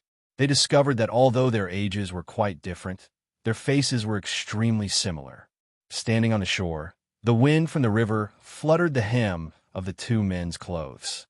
Not only did they exude a noble aura, they also exuded a rare sense of harmony and transcendence. Everyone couldn't help but begin to suspect in their hearts. It looked like the rumor about Commissioner Fan's past was probably true. Thinking of this, they began to feel uneasy again. They didn't know if bowing to the 3rd prince first would make Fan Xian unhappy. After all, he was the true master. Furthermore, the status of an imperial envoy, according to the court system, was much more valuable than that of an underage prince. Fan Xian did not have so many thoughts. He gazed at the unfamiliar officials on the dock and piled the friendliest smile on his face. He smiled and acknowledged each one of them. He then did his best to note down each other's official position and name, fully displaying the courtesy and pride a rising political star should have. Commissioner Fan bringing a prince down to Jiangnan was a major event. Thus, there were many officials who came to the dock to welcome him. Among the civil officials, there were officials directly under the governor of the Jiangnan Road Governor's Manor, as well as the Zhizhou of Suzhou and Hangzhou, each leading 2 groups of people. Although the Zhizhou of a few distant provinces did not dare to leave their jurisdiction to welcome him, there were still many officials of the same rank from the provinces. There were also officials from the Jiangnan Salt Road Transport Company. Among the military officials, there was no lack of Jiangnan Navy garrison generals. Of course, the Palace Treasury Transport Company, which was directly under Fan Xian's command, had even more people present. In short, there were nearly 100 people. More than half of the officials of Jiangnan Road had probably squeezed onto the dock.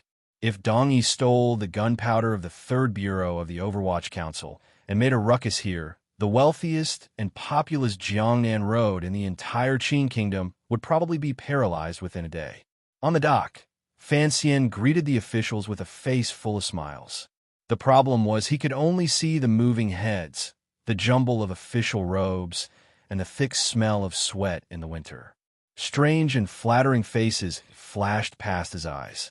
How could he recognize who was who? These officials did not know how he felt in his heart. Seeing that the smile on Sir Fan Jr.'s face did not diminish, they felt more and more that the gifts they had given along the way had an effect. They boldly squeezed to his and the 3rd prince's side. No matter what, they had to exchange a few pleasantries and worm their way closer. Only then would they be worthy of the silver they had given. Those state and county officials who were slightly further away from the river had never found an opportunity to present gifts, so their spirits were not that great. With a tinge of envy and a tinge of jealousy, they watched their colleagues inside the crowd unbearably flatter him from the outside. For a moment, the smell of flattery on the dock was unbearable. Fan Xian's cleanly shaved chin was touched countless times. It was very lively. Gradually, the words of the officials became more and more unbearable, particularly those of the Suzhou government Zhizhou. There were people who had come out of the Imperial College. They insisted on using the fact that Fan Xian was now the Imperial College's Sai to repeatedly call him Teacher Fan. Fan Xian forcefully suppressed the irritation in his heart and refused to accept it. What a joke. He was not even 20 years old, yet he was going to be the teacher of a Zhizhou. If this got back to Jingdou, he would probably be laughed to death by the emperor. The 3rd prince was held by his little hand and endured the shameless words beside him. He was also unhappy in his heart. He thought to himself, Sir Fan Jr. is my teacher. How dare you old men fight with me for him? The child finally could not endure it and coughed with a cold face. After the cough, the scene immediately became silent. The Hangzhou Zhizhou was a sly old fox who saw the opportunity very quickly. He was secretly happy that the Suzhou Zhizhou had suffered a setback, but he said seriously, "It is cold today. I think everyone should quickly invite the imperial envoy and the prince up to rest." After these words were said, Fan Xian and the 3rd prince's hearts were comforted. At the same time, they cast an appreciative gaze toward the Hangzhou Zhizhou. The Hangzhou Zhizhou was swept by this gaze and immediately felt his entire body warm and uncomfortable. It was as if he had eaten ginseng. Rest? It was not that easy. Even after the officials had retreated slightly, the related ceremony still took up a lot of time. Only then did Fan Xian and the prince walk around the officials toward the slope on the shore. There was a large bamboo shed on the slope. It looked quite new. It had probably been built only a few days ago. It had been specially prepared for Fan Xian's trip to Jiangnan. Walking up the slope, there were already 2 high-ranking officials in purple robes waiting outside the bamboo shed. As soon as Fan Xian saw the 2 of them, he pulled the 3rd prince's hand and hurried a few steps toward them to show his respect. The identities of these 2 officials were not ordinary. One was the Jiangnan Road Governor, Sir Xueqing. The other was Inspector Dai Siqing. In the officialdom of the Qin Kingdom, there was a saying, 1 palace, 2 provinces, 3 courts, 7 roads. 1 palace was naturally the royal palace. The 2 provinces were the Hall of Governmental Affairs, which was now combined to handle government affairs. The 3 courts were the Overwatch Council, Bureau of Military Affairs, and the Ministry of Education. However, the Ministry of Education had already been reduced to the Imperial College, Tunwen Pavilion, and the Ministry of Rights in the new policies of the first year of the Qing calendar. The last 7 roads referred to the 7 roads that the Qing kingdom was now divided into. The governors of each road represented the emperor in patrolling one area. Furthermore, the administrative functions of the counties between the roads and provinces had gradually faded. Other than military affairs, the governors of each road had begun to directly control the provinces and counties under their jurisdiction. They had great power and were truly officials of the borders. Of course, the emperor had to choose his most trusted aide to hold this important position. Furthermore, the governors were top-notch in terms of ability. Compared to the governor's power and arrogance, the inspectors were more focused on the administration of culture, but their weight was much lighter. If it was based on rank, the governors were second grade, and the inspectors were second grade. They were not particularly high ranks.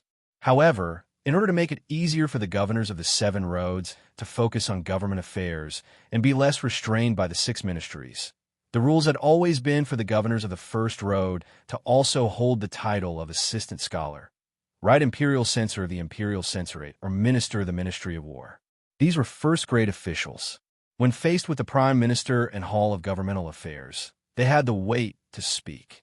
Jiangnan was the most important place in the Qing kingdom. The present Jiangnan road governor, Xueqing, was deeply trusted by the emperor. Thus, he directly held the title of Great Scholar of the Palace and was a proper first-grade super-official.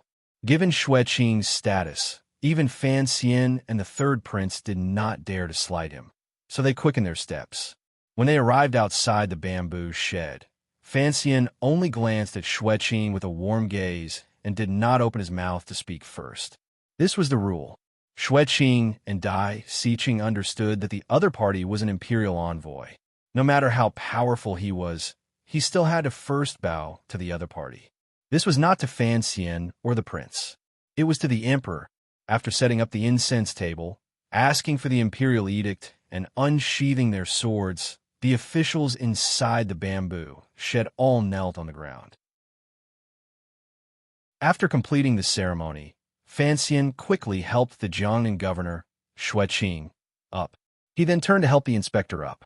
Only then did he lead the third prince in bowing respectfully to Xueqing. Xueqing's status was worthy of him, and the third prince bowing deeply. However, this Jiangnan governor seemed to have not thought that the legendary Commissioner Fan did not have a trace of the noble air of a young, powerful official and scholar. He was willing to smooth over a small matter. A glimmer of admiration flashed through his eyes. The inspector stood to the side and quickly turned his body to return the bow. Xueqing would not foolishly allow these brothers in front of him to finish their bow. He had already warmly helped the two of them up and said, "Sir Fan, you are being too polite." Fan Xian was startled. He then looked at the third prince beside him, who seemed to be somewhat embarrassed facing Xueqing and felt even more depressed. Xueqing smiled slightly and said, "Before I came to Jiangnan, I worked in a library. The so-called scholar is not completely an empty title. When the third prince was young, he often played by my side. However, many years have passed.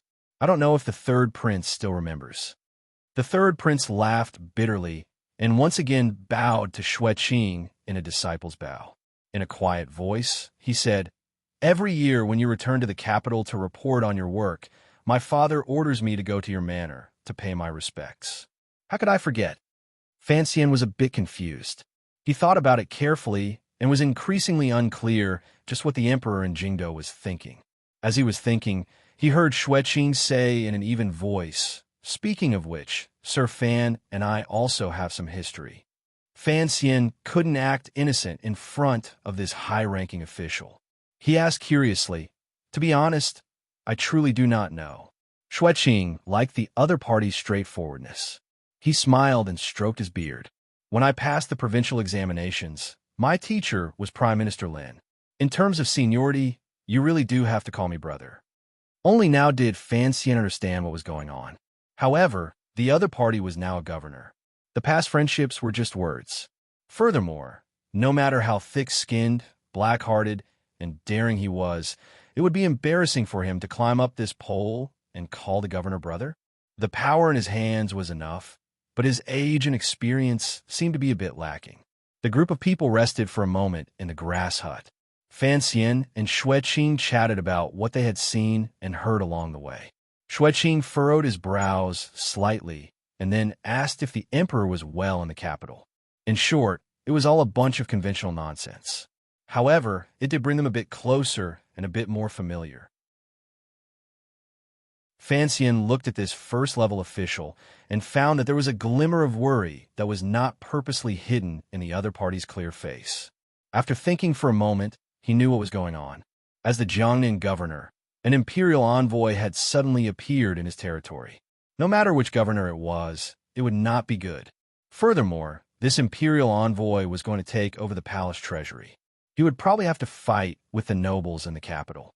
Although the governor had great power and was deeply trusted by the emperor, it was not good to be stuck in the middle. Xue Qing raised his teacup and took a gentle sip.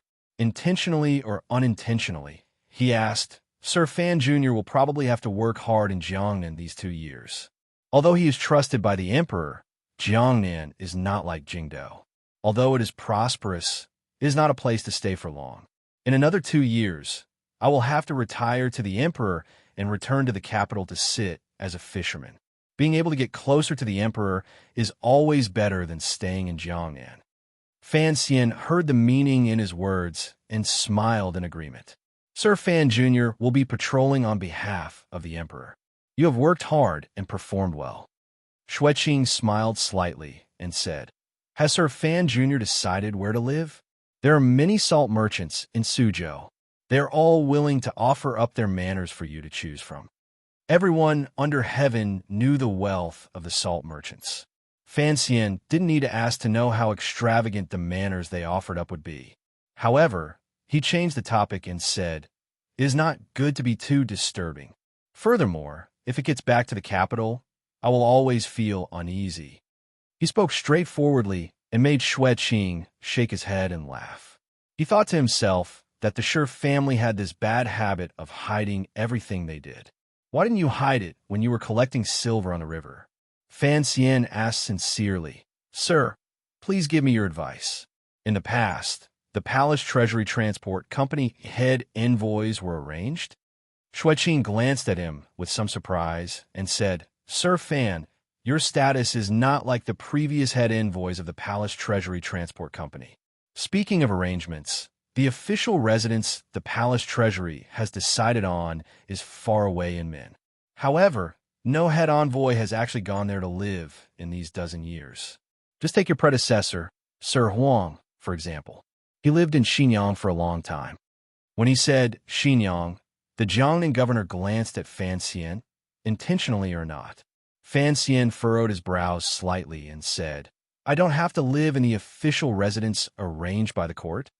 These words seemed suspicious and probing. Xue Qing nodded. Fan Xian smiled and said, I dare not hide it from you. I have been living in Hangzhou this month and have not come to Suzhou to visit you. It is my fault. However, that manner is not bad. If I could choose, of course, I would like to live in Hangzhou. Xue Qing was slightly startled. He hadn't expected Fan Xian to bring up living in Hangzhou. He looked into Fan Xian's eyes and was silent for a moment. It was as if he was guessing whether this popular young official's words were true or false. The Jiangnan governor's manor was in Suzhou. What he feared the most was that Fan Xian would also stay in Suzhou. Not to mention interfering with government affairs. Just the situation of both sides being equal was enough to give the Jiangnan road officials endless headaches. It was a great hindrance to him in handling affairs. He looked at Fan Xian's sincere expression, and a strange light flashed through his eyes. He smiled slightly and said, Naturally, it is no problem. Wherever Sir Fan wants to live, you can live there. Fan Xian chuckled and said, Of course, even if I live in Hangzhou, I still have to come to Suzhou often to disturb you for a few meals. I hear that you use famous northern cheese chefs in your manor. The people of Jingdou are all envious. I also want to have the good fortune to eat them. Governor Xue laughed loudly and said, That is exactly what I like. I didn't think that Sir Fan would also be someone with the same interests. There is no need to wait. Tonight, my colleagues have prepared a welcoming banquet for you and His Highness. It is at the Jiangnan restaurant. Tomorrow, I will invite you to sit at my home." Receiving Fan Xian's promise not to interfere with his affairs, the Jiangnan governor found it difficult to stop himself from relaxing. These loud laughter immediately spread throughout the bamboo shed. The Jiangnan road officials followed the laughter and looked over. They saw the governor and the commissioner chatting happily. After their hearts relaxed, they secretly admired them. They thought that Sir Fan Jr. was indeed not a normal person. The competitive situation that everyone was secretly afraid of did not happen. They didn't know what he had said to make the governor so happy. They saw Fan Xian move closer to Governor Xueqing's ear and quietly say something. After a moment of surprise, Xueqing's expression immediately became solemn. In a moment of anger, he nodded his head and huffed coldly. "Sir Fan, don't worry too much. Don't give me face. I always remember the Emperor's benevolence and kindness, so I will temporarily tolerate these people." Sir Fan's suggestion is correct. Fan Xian received the other person's nod and knew that Xueqing was returning the favor of him not staying in Suzhou. He sincerely expressed his thanks and then slowly stood up. Fan Xian stood up. The bamboo shed immediately quieted down. At this moment, the sunlight above the river shone through the bamboo shed, spreading out a clear light. The river wind was slightly cool and gave rise to a glimmer of solemnity. Everyone looked at him. They didn't know how this imperial envoy's declaration of office would begin. "I'm a person who does not act according to common sense." Fan Xian first glanced at the officials around him and smiled. "Although I have never worked with you all in the past, presumably I have some reputation. Everyone knows a little about me.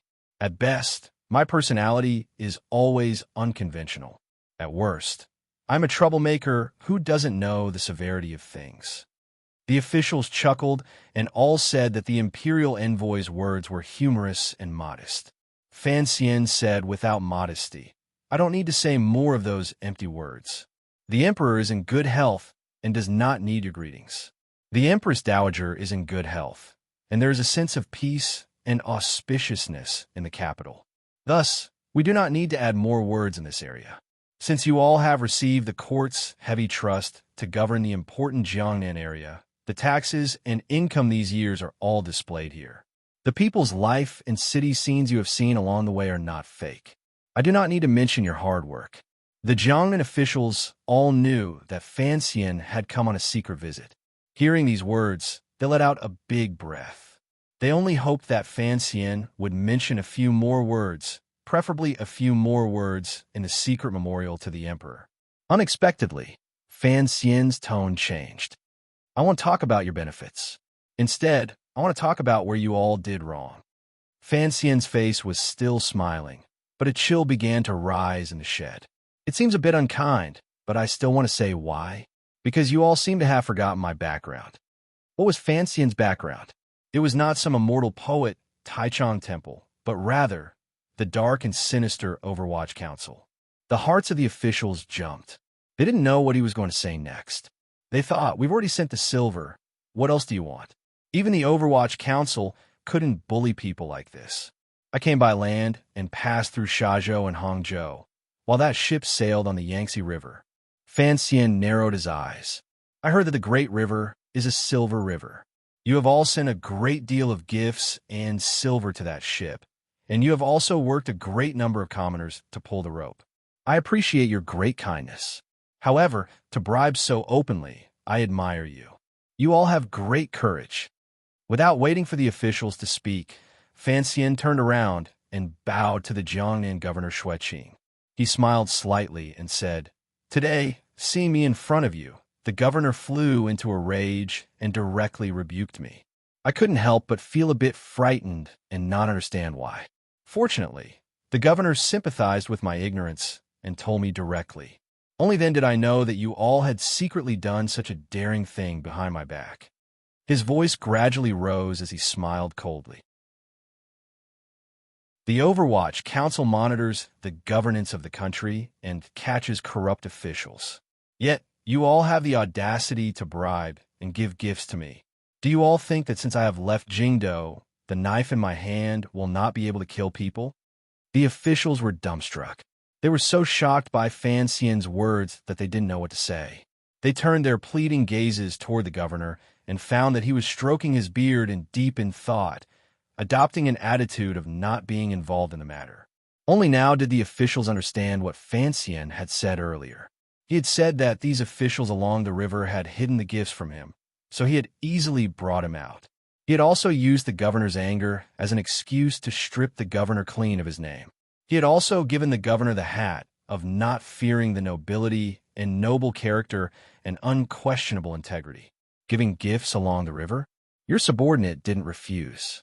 The Overwatch Council's information network was smooth. Even if you were in Hangzhou, how could you not know? However, Fan Xian insisted that he knew nothing. Of course, the Jiangnan road officials could not fight back. They could only swallow a huge loss. Looking at Fan Xian's expression again, they realized something was wrong. This Commissioner Fan was indeed, as the rumors said. Under the gentle and harmless smiling face hid shamelessness, lowliness, and viciousness. The officials didn't know what Fan Xian would do next. They unconsciously stood up in fright and looked at Fan Xian stupidly. They saw him clap his hands. The sound traveled outside the hut. An Overwatch Council official held a thick gift list in his hands and walked down from the Jingdo boat. The gift list was already so thick. The gifts hidden on the boat had probably piled up into a small mountain. Fan Xian turned and asked Governor Xueqing for instructions. Xueqing smiled slightly as he watched the scene in front of him. He waved his hand to signal for the bailiffs in the yamen to follow the Overwatch Council officials onto the boat. Not long after, the bailiffs and servants laboriously pulled a few large chests off the boat and came to the bamboo hut. The chests were opened in front of everyone. All that could be seen was a sea of golden light. There were countless jewels and other valuable items inside. They were all gifts sent by the officials along the river. The wind in the hut was cold, so a brazier was lit. Fan Xian accepted the gift list his subordinate handed over and flipped through a few pages. His eyebrows rose slightly. He smiled and said, "There are quite a lot of things." The officials were embarrassed and angry at the same time.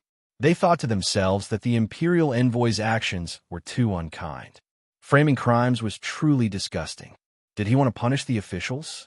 Unless he wanted to wipe out the entire Jiangnan officialdom in one go. At that time, the governor would not be able to continue watching the show. You've broken the rules and offended the Jiangnan officials. Let's see how you clean up in the future. Unexpectedly, Fan Xian's next action made the officials' eyes almost fall out. They saw him casually toss the thick gift list into the brazier. The fire immediately grew. The gift list that recorded the evidence of the officials' bribery quickly turned to ash. Fan Xian stood by the brazier in silence for a moment. He then said, "Don't think I am using childish tricks to buy people's hearts. You're not that stupid, and I am not that self-interested. The reason I burned all of this was to give everyone a reminder and a way out." He placed his hands behind his back. A glimmer of unswerving determination flashed across his delicate face. "I am the commissioner of the Overwatch Council. I do not need to give you face. The matters I need to do in Jiang and also do not need everyone's cooperation. Thus, I ask everyone to wake up.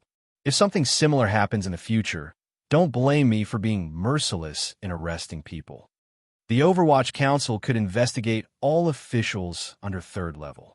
Since he dared to say this, it meant he had the courage. As for the problem of face, his identity was too special, more special than any other court official. Thus, he indeed did not need to give face. As for the problem of cooperation in future matters, once the Jiangnan Road officials lost face, would they dare to secretly go against the commissioner?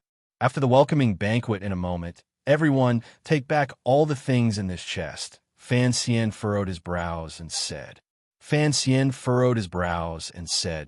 "What should be refunded has been refunded. As for the laborers, give them wages at a discount. If those poor counties can't produce it at the moment, send a letter to me. I can still produce this bit of silver." The officials had no choice but to lower their heads in acknowledgement. At this moment, the zip line on the Suzhou dock began to move. This novel toy from over 20 years ago was the best at carrying heavy loads. The zipline extended to the top of the Jingjing ship and slowly lowered a large chest. No one knew what was in the chest for it to be so heavy. The zipping steel ropes trembled gently. Fan Xian had already checked the data beforehand and knew that the Suzhou dock was responsible for the palace treasury's goods. It had the ability to lift things, so he was not too worried. However, the officials who had just been shocked by him were shocked again. The large chest was hoisted onto the shore.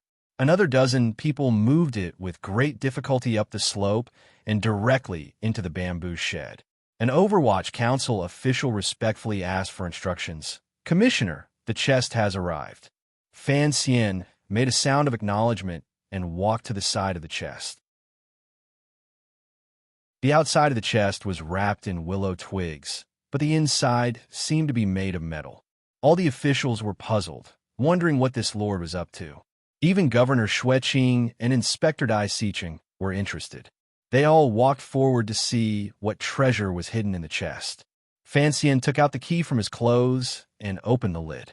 Just like Su Wumei, who had seen the contents of the chest for the first time, after a silver light flashed inside the shed, all of the officials' eyes stared straight silver. Inside was full of dazzling silver. Who knew how many silver ingots were neatly stacked in the chest? In reality, the value of the gifts in the earlier chests was not necessarily any less than this large chest of silver ingots. However, since ancient times, people were used to using silver. Suddenly seeing so many silver ingots appear in front of everyone, the visual impact was too stimulating. After a long time, everyone reluctantly pulled their gazes back from the chest. They all looked at Fan Xian, waiting to see his next step in his performance. This chest of silver followed me from Jingdou to Jiangnan. In the future, no matter where I become an official, I will always bring this chest of silver, Fan Xian said evenly. Why? It is to tell the various officials that I have plenty of silver. I'm not afraid of everyone laughing at me, but I, Fan Anji, was born with a golden spoon in my mouth. Anyone who wants to use silver as a weapon to bribe me should quickly give up on this thought. He continued coldly. Coming to Jiangnan this time, I will investigate the matter of everyone's silver. I will not interfere with any political matters. However, if anyone still dares to bribe, corrupt, or bully the people, don't blame me for being ruthless. There was a wise person who knew the terrifying consequences of corrupt governance, so he brought hundreds of coffins. He claimed that even if he had to kill all the corrupt officials, he had to stop this evil trend, Fan Xian faintly said. Fan Xian faintly said, I am not a person who likes to kill, so I will not bring a coffin. I will only bring silver. The officials were silent and terrified. There is a total of 138,880 liang of silver in the chest. I will say something in front of all the officials and the elders who have come to welcome me. Jiangnan is rich and populous.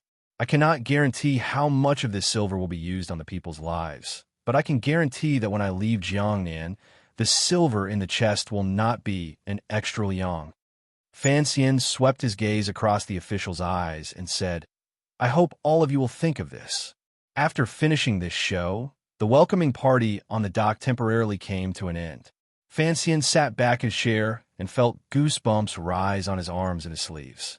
He was secretly glad that he hadn't blurted out some bottomless abyss or minefields or other bold words earlier. In the afternoon in Suzhou, the study of the governor's manor was completely silent. First-level official, Governor Xueqing of Jiangnan, sat in the grand wooden chair in the middle with a smile on his face. Beside him sat two advisors who had followed him for many years. One of the advisors shook his head and sighed. Who would have thought that this imperial envoy is indeed a troublemaker? The other advisor furrowed his brows and said, It is very unwise. Sir Fan Jr. has completely swept away the face of the Jiangnan officials. Although, given his status, he is not afraid of this matter, it still seems he is not mature enough.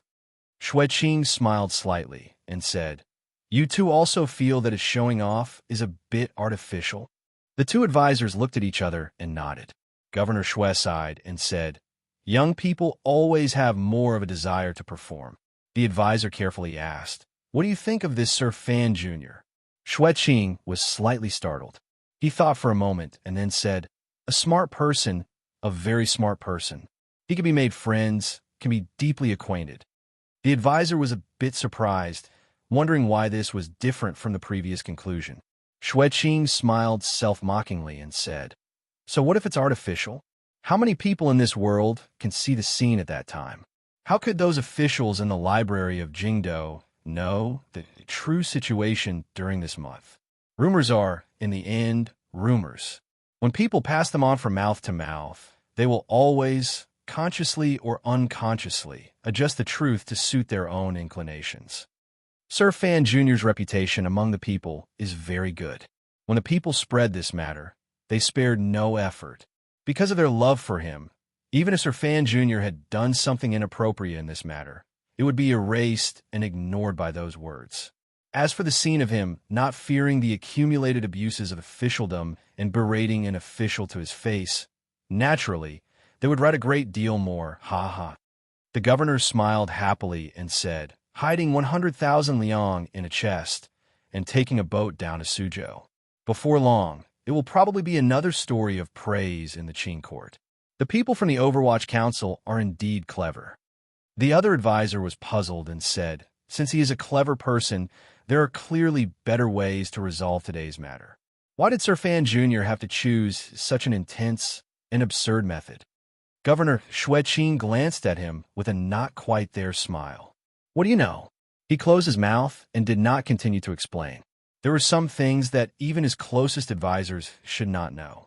Fan Xian had exposed his knife and sword and offended an entire road of officials. Wasn't this also an expression of sincerity to him, the governor? The fact that he had taken the initiative to say he wanted to live in Hangzhou showed that he understood the tastes of officialdom. After scaring these officials, when the imperial envoy was in Jiangnan in the future, the officials would not surround the imperial envoy. He, the governor, would still be the number one figure. Xueqing suddenly thought of another matter and involuntarily furrowed his brows. His opinion of Fan Xian rose a notch. This young, powerful official was showing off today. It was probably not as simple as expressing sincerity to him. From the spring examinations to Jiangnan, it looked like Fan Xian wanted to offend all the officials under heaven. These 2 years, the officials in court had seen clearly that Fan Xian wasn't even willing to take care of his father-in-law's old relationship. Was he going to be a lonely official? As the emperor's trusted aide, Xueqing had many eyes and ears in court. Of course, he knew that the rumors about Fan Xian's past were true. Thinking of Fan Xian's identity, he immediately understood why he stubbornly insisted on being a lonely official. This was to guard against taboo. Xueqing sighed and shook his head. He thought to himself that everyone was a hard worker. It looked like he should properly interact with this young Commissioner Fan in Jiangnan. The warm afternoon sun slightly dispelled some of the coldness of early spring. The people of Suzhou were drinking tea and chatting in tea houses. The people of Suzhou were too rich. They were so rich that they had too much leisure time. They liked to spend it in tea houses, particularly since such a big thing had happened in the city. Their saliva and tea were boiling in the tea houses. Everyone was discussing the imperial envoy who had just arrived, the world-famous Commissioner Fan. Did you hear? Those officials' faces are all green with fright. A middle-aged merchant chuckled. The commoners were always happy to see the officials being humiliated. Another person shook his head and sighed. Unfortunately, it's still a big matter turned into a small matter and a small matter into nothing. I think that if the imperial envoy truly cares for the people, he should capture all those corrupt officials and throw them into prison. Nonsense. The middle-aged merchant in front of him laughed disdainfully. The officials are all in prison. Who will try the case? Who will manage it? Sir Fan Jr. is a genius with deep foresight. How could he be like us commoners who don't know what's important? This move is called striking the mountain to scare the tiger. Just watch. The good show is yet to come. I think the Jiangnan road officials are really going to have a taste of the Overwatch Council's power this time. The person nodded and replied, "That is true. Fortunately, the emperor is wise and sent the commissioner to Jiangnan." The merchant lowered his voice and smiled. It should be the emperor's wisdom to have given birth to the commissioner. The tea table immediately quieted down. A moment later, a wave of light laughter exploded with tacit understanding. In the end, the merchant said, "Earlier, my shop assistant went to the docks to take a look. The commissioner was truly ruthless. Those subordinates who went down the river on the big boats were whipped 30 times. The person across from him replied, as if it was a matter of course, "This is the right thing to do." Although it was the subordinates who hid Sir Fan Jr. from receiving the silver, the crime was already there. Now that the silver has been returned and the gift list has been burned, it is not easy to punish them. However, if the subordinates are not severely punished, how could the Jiangnan Road officials be convinced? Earlier, I also went to take a look. TSK. The whipping was truly ruthless. With one lash, it seemed to take off a few pieces of flesh. The bloody mess was very scary. In a salt merchant's manner that the imperial envoy was temporarily staying in, wretched cries rose and fell in a side room. Fan Xian looked at a few trusted aides who had been lined up in order and looked at the whip marks on their backs. He placed the ointment in his hand on the table and laughingly scolded, "I'm not going to apply it for you guys. I sympathize with my subordinates, yet you guys are here wailing. When you were whipped, why didn't you cry out more wretchedly? Aren't you afraid of other people's suspicions?" Su Wenmao turned his head miserably and said, "I have to gain face for you. Of course, it's not good to cry out after being whipped a few times. However, sir, is there a problem with your ointment? Why does it hurt more the more I apply it?" Fan Xian smiled and said, "The whip is so light. Of course, I have to let you guys suffer a bit at this time." He rose and left, shaking his head as he walked. He thought to himself that what Wanli said was sometimes correct. He was not a good official, so he was embarrassed to ask his subordinates to be honest officials. It was not easy to twist the upper beam to the lower beam. To be continued. If you want to know what happened afterwards, please log on to www.cmfu.com. More chapters. Support the author. Support original reading.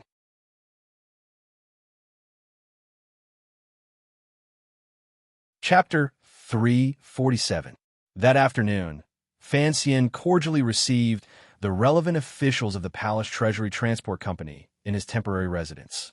The other officials of Jiangnan Road were scared by him and didn't dare to get close, but these Palace Treasury officials were his direct subordinates. They couldn't hide, so they could only brace themselves and come see him. Fortunately, Fan Xian had long shed his skin and bones as cold as by the riverside. He laughed and said a few words. He then set a date for departure and amiably saw the officials out of the manor. For a moment, the officials of the palace treasury were confused. In the evening, there was a welcoming banquet prepared in Jiangnan restaurant. Due to the same reason, the officials of the counties along the Jiangzhou side only sat for a while and then retreated. In any case, they had performed their etiquette. Furthermore, the rules of the court did not allow them to stay in Suzhou forever. It was easy to find a reason to stay as far away from Commissioner Fan of the Overwatch Council as possible. Only the officials of the Suzhou government could not go. They looked at the head seat with fear. In the head seat, Fan Xian, Jiangnan Governor Xue Qing, and the inspector drank and chatted merrily. The atmosphere was harmonious. The Suzhou Zhizhou present had a pained expression and forced a smile. It was the Hangzhou Zhizhou who knew that the imperial envoy would be stationed in Hangzhou in the future, so he thickened his face and stayed behind. Under the murderous gazes of the Suzhou officials, he endlessly flattered Fan Xian and the governor. This Hangzhou Zhizhou was truly a shrewd person. He was not afraid of Fan Xian's methods of turning his back on him. He was certain that currying favor with his superiors, no matter when or where, it would not be wrong. After the banquet, they first sent the governor onto the official sedan. The two of them then decided to go to the Schwem Manor to harass him. Only then did Fan Xian raise his hands in farewell to the officials in the building and climb into his own carriage. His personality was still the same as before. He liked to sit in carriages and not in sedan. The curtains in front of the carriage were not blocked. Suzhou's night wind blew in, and the clear sound of silk and bamboo entered his ears. Jiangnan was rich and populous. The rich merchants kept many excellent performers.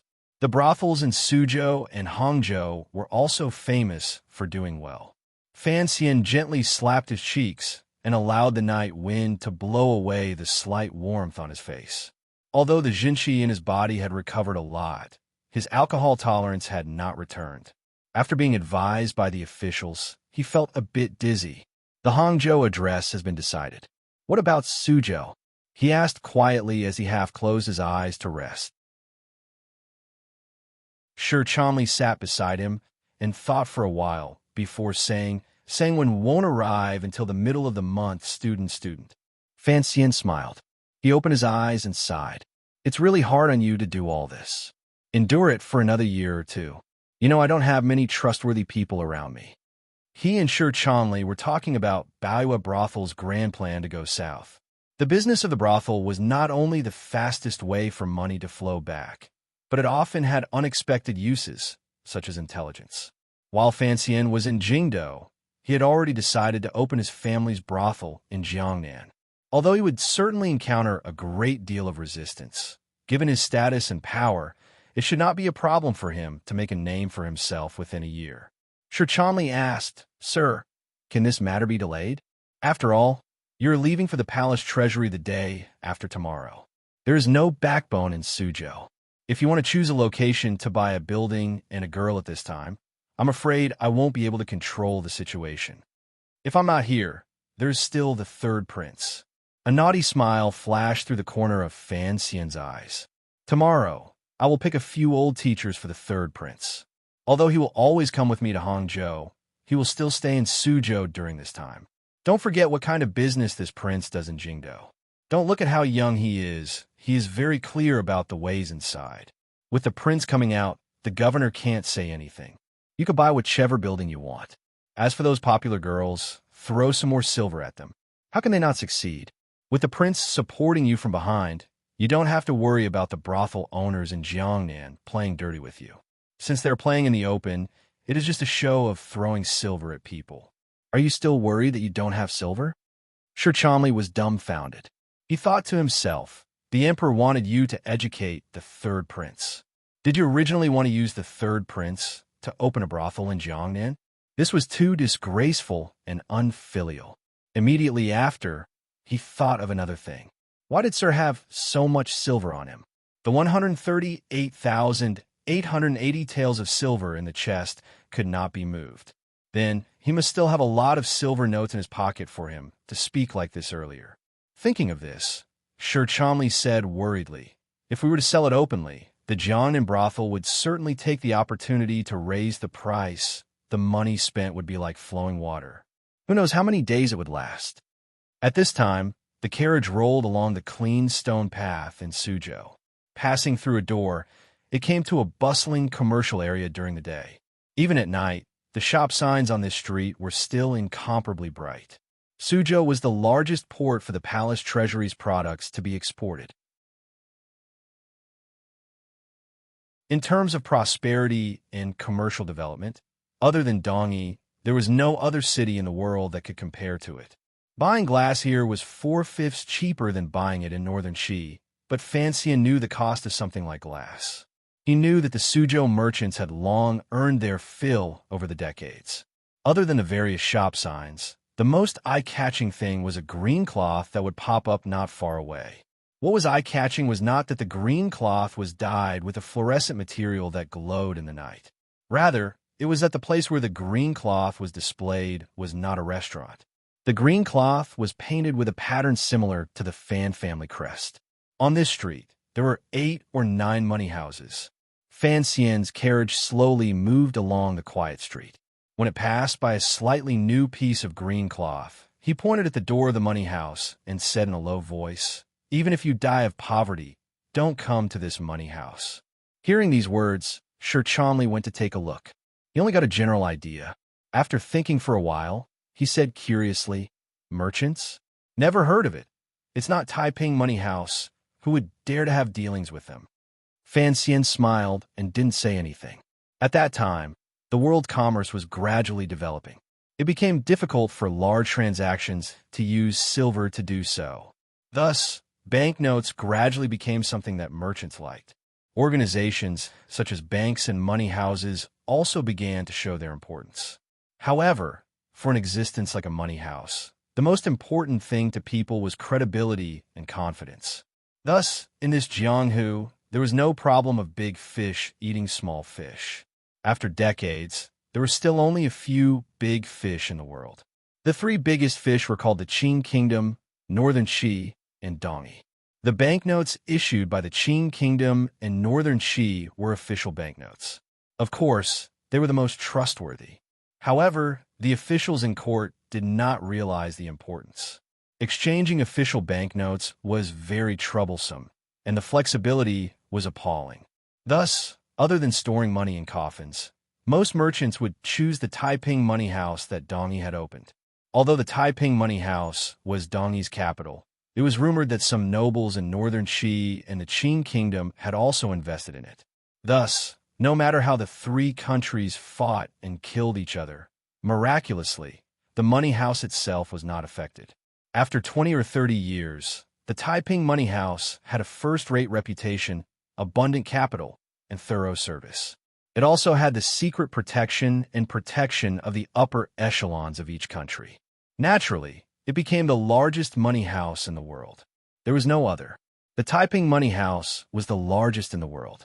Even on this street, the Taiping money house had opened 3 branches. Fan Xian glanced coldly at the green cloth floating by outside the carriage and said, "Withdraw money from the Taiping money house." Shi Chanli made a noise of acknowledgement. "Withdraw as much as you want," Fan Xian calmly said. "Before I leave, I'll give you my seal and number. Don't be so stingy and reluctant to spend money." Withdraw as much as he wanted? How could there be such a good thing in this world? Shi Chanli smiled and said, "Is this Taiping money house open by you?" Fan Xian scolded with a smile. "If I had that much money, everything would be easily solved. Why would I need to interact with those people?" Shi Chanli was his trusted aide and knew he was talking about Northern Qi. After a moment of nervousness, he didn't reply. However, he immediately thought of Northern Qi and the palace treasury. He didn't expect the palace treasury to open in a few days. If Fan Xian wanted to help Xia Qifei and the Ming family win the bid, then he would need a terrifying sum of money. He furrowed his brows and said, "Sir, the palace treasury urgently needs money. If it's not convenient, I think we should delay the matter of opening the shop." Fan Xian shook his head. "The amount of silver you need to transfer and the amount of silver the palace treasury needs to win the bid are not of the same order of magnitude, so you don't have to worry. As for opening the shop, it needs to be done quickly. First, it is to take advantage of the fact that the prince is still in Suzhou. He is probably also interested, so it will be convenient. Secondly, he thought of his father who was still in Jingdou and couldn't resist smiling. Secondly, the Jiangnan girls are still waiting for the Fan family to save them. The earlier we can do it, the better." These words were not false. Ever since he had set the rules for Baiyue brothel in Jingdou, and Lady Shi had supplemented them. Although the girls of Baiyue brothel were still in the flesh business, their lives were much better than before. Their commission was less, and there were regular visits from doctors. They had also signed a new labor contract. The girls of Baiyue brothel were truly grateful to Fan Xian. Once the influence spread, the entire brothel industry in Jingdou began to show a healthy and upward feeling of the rising sun. If Baiyue brothel could truly open a chain in Jiangnan, presumably the Jiangnan ladies would also be very happy with the arrival of Imperial Envoy Fan. Returning to Hua Garden that the salt merchant had happily given up, Fan Xian accepted the hot soup Cece handed him and drank it. Other than sobering up, it also warmed his body. He bent over the table and read a few council reports from the council. He found that the world was peaceful and relaxed. He first let Cece go into the inner room to sleep while he walked out. Putting on a thick jacket, he rubbed his hands and knocked on the door of another room. Not far behind him, the Tiger Guards and 6 bureau swordsmen quickly hid in the darkness. The door opened with a creak, revealing Haitang's still sleepy face. Without waiting for Haitang to speak, Fan Xian said in surprise, "Sleeping so early?" Haitang smiled slightly and invited him into the room. She turned the smokeless oil lamp a little brighter and quietly said, "This merchant's family is very extravagant, and this bed is also very comfortable. I thought that you would probably get drunk at the welcoming banquet tonight, so I went to sleep first." Fan Xian focused his gaze and found that the clothes the girl was wearing were not very thick. It was only a very plain robe. He furrowed his brows and said, "Wear more. Although your realm is high, the natural cold is not something to be trifled with." Haidang couldn't be bothered to pay attention to him. She yawned and half-propped her chin up on the bed. "What's the matter? Hurry up and say it." Fan Xian paused and forgot what he had come to say. Last night, after he had boarded the Jingdo ship, Haidang had disappeared without a trace. It wasn't until the afternoon that she mysteriously appeared in the garden. Had he just come to confirm whether or not she was there? Or was he already used to chatting with this northern Chi Saint girl like an old friend? "It is very difficult for me to get drunk." Fan Xian was a quick-witted person. He smiled slightly at Haitang's first words. "You know I am afraid of death and cowardly. Other than in front of people I can completely trust, I won't get drunk." "So you can only get drunk at home?" Haidang opened her bright eyes and asked curiously. Fan Xian shook his head. "Other than being able to completely trust myself, I also have to trust that when I get drunk, the people beside me have enough power to protect my safety." Haidang smiled. She knew what he meant. She immediately pitied him and said tenderly, "Don't tell me that in your entire life, you've only gotten drunk in Shangjing's Pines and Crane's Tavern once." That time in Shangjing, Northern Qi, in front of Haitang, Fan Xian had gotten wildly drunk until he passed out. He had also been drugged with an aphrodisiac and fallen into the greatest trap since his rebirth. Fan Xian said angrily, "You still have the face to bring it up, of course." He couldn't see the sympathy in Haitang's eyes. He said coldly and arrogantly, "When I was young, I often got drunk. Don't think too highly of yourself." Haidang smiled. "At that time, that blind master was always by your side?" Fan Xian didn't reply. Haidang suddenly furrowed her brows. "Then, the legend of you getting drunk and writing thousands of poems in the Qing royal palace, was that also false?" Fan Xian waved his hand. He didn't want to continue this uninteresting topic with her. He directly asked, "Has the silver arrived yet?" Haidang uninterestedly sighed and sat up. She looked into his eyes and nodded seriously. "Since August, His Majesty has already begun making arrangements. You don't have to worry." Fan Xian laughed at himself. "What can I do if I don't worry? I can't have the old man take out the silver from the national treasury for my own use." "Speaking of which," Haitang furrowed her brows, "you actually brought over 100,000 taels of silver with you. Isn't that too stupid? I don't believe that you're just trying to show off at the riverside."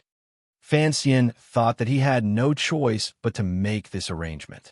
How could he tell her the inside story? He couldn't tell anyone about it. It's just some useless silver. What's there to be afraid of? You've been an official for less than 2 years, and yet you have so much silver with you. Haitang smiled faintly. "Including you and your father's salary, I'm afraid it would take over 100 years to save up so much silver. How do you explain this to the officials?" Fan Xian shook his head. "Don't forget, the Fan clan is a large clan. The clan property is where the money comes from.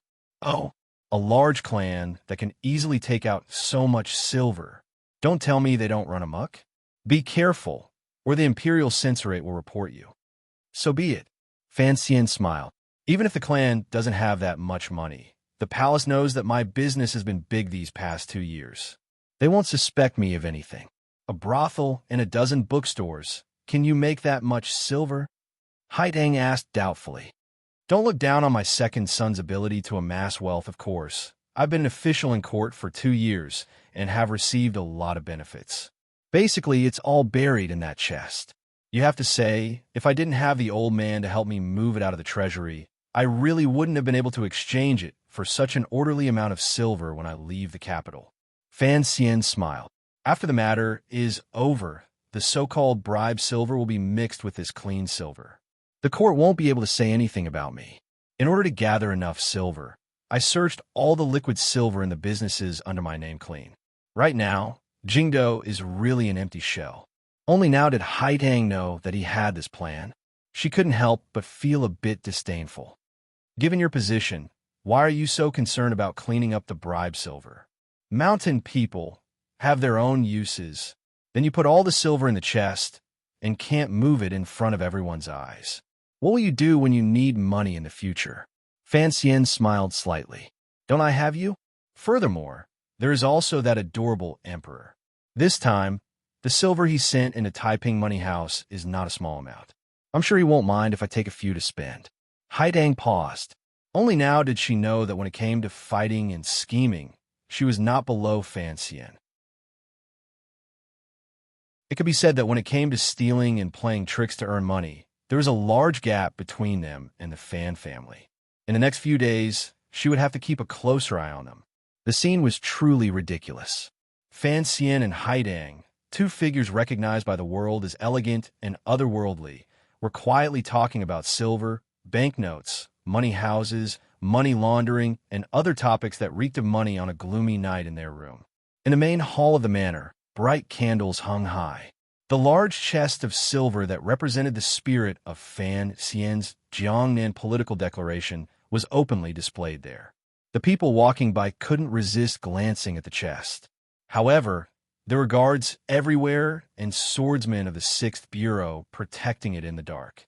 Although hundreds of thousands of liang of silver was enough to make one's eyes drool, if one wanted to steal this chest of silver, the great bandits or greedy thieves might as well just charge into the government treasurer's office and steal the official silver.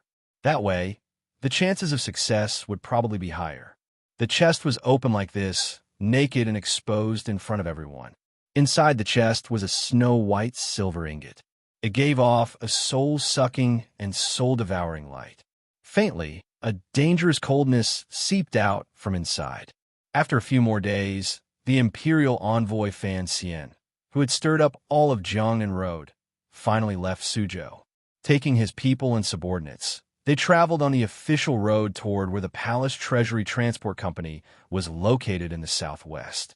Although the third prince was still in Suzhou, the officials all let out a big breath. They thought that as long as Commissioner Fan was not there, how difficult would it be to fool a child? The third prince did not know what these officials were thinking.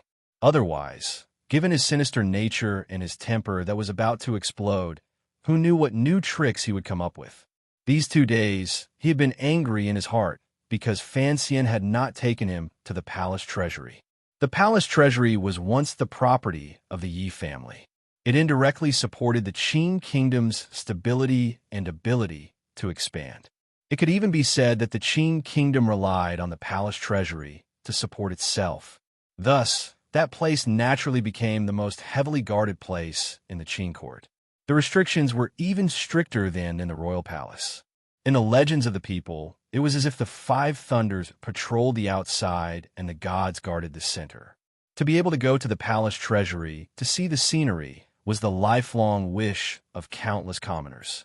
Although the third prince had the honor of a prince, he was still very curious about the palace treasury. Without the emperor's special permission, a prince did not have the right to go to the palace treasury. He had thought that following Fan Xian to Jiangnan this time, he would be able to fulfill his wish. Unexpectedly, Fan Xian had left him in Suzhou. With a slap, a middle-aged scholar, who looked like a learned scholar, crawled out in a wretched state, crying and howling uncontrollably. The third prince followed him out and cursed viciously. Father wants Fan Xian to be the teacher. He dares to run. I dares to kick people. The servants in the manor were as silent as cicadas in winter. The imperial envoy had left. Who would dare to offend this young master? He even dared to kick the teacher the governor's manor had carefully invited. If they said a few more words, wouldn't they be dead for sure? The third prince was angry. Out of the corner of his eye, he saw a person sneakily walking down the corridor. He quickly stopped him and walked over to take a look.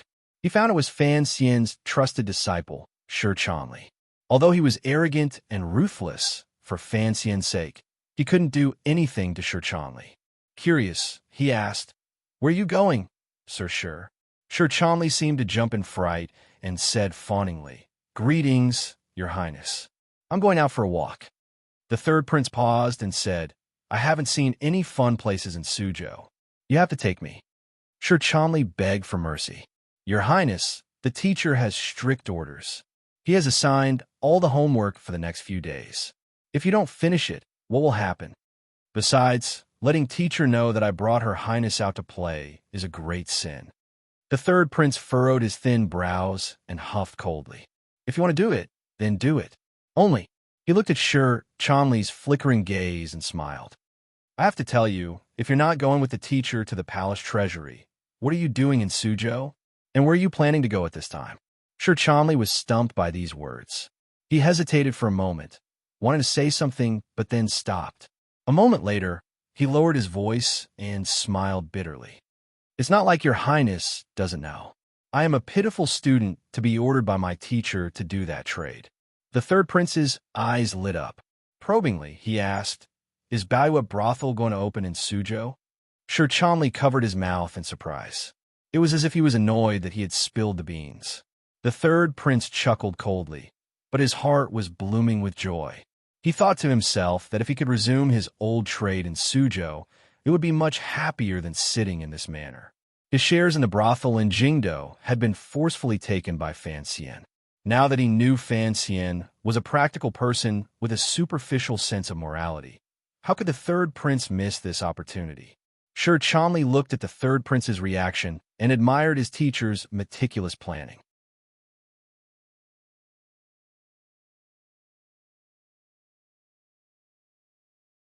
Chapter 348.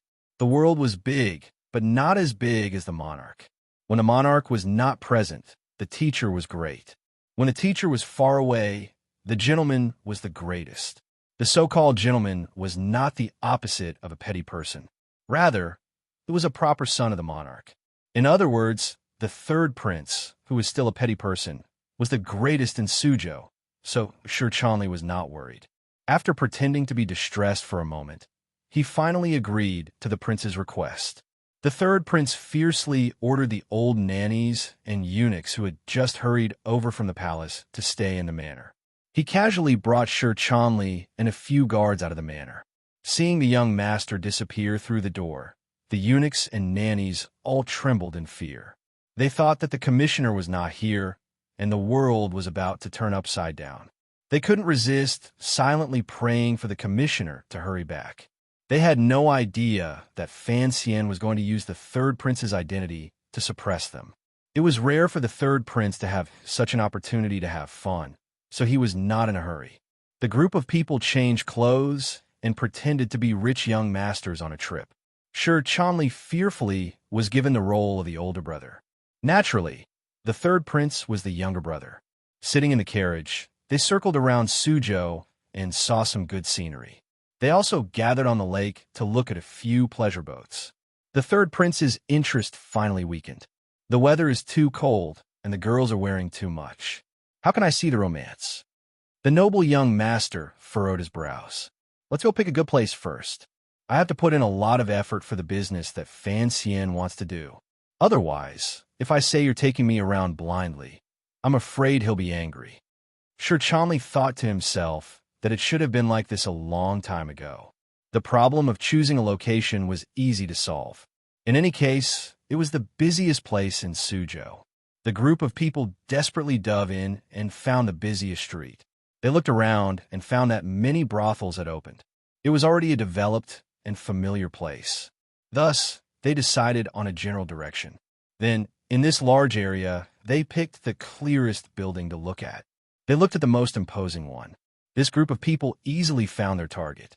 It was a restaurant that took up the best position on the street. It was an extravagant 3-story building. The building was wide, and behind it, one could faintly see the walls of the courtyard.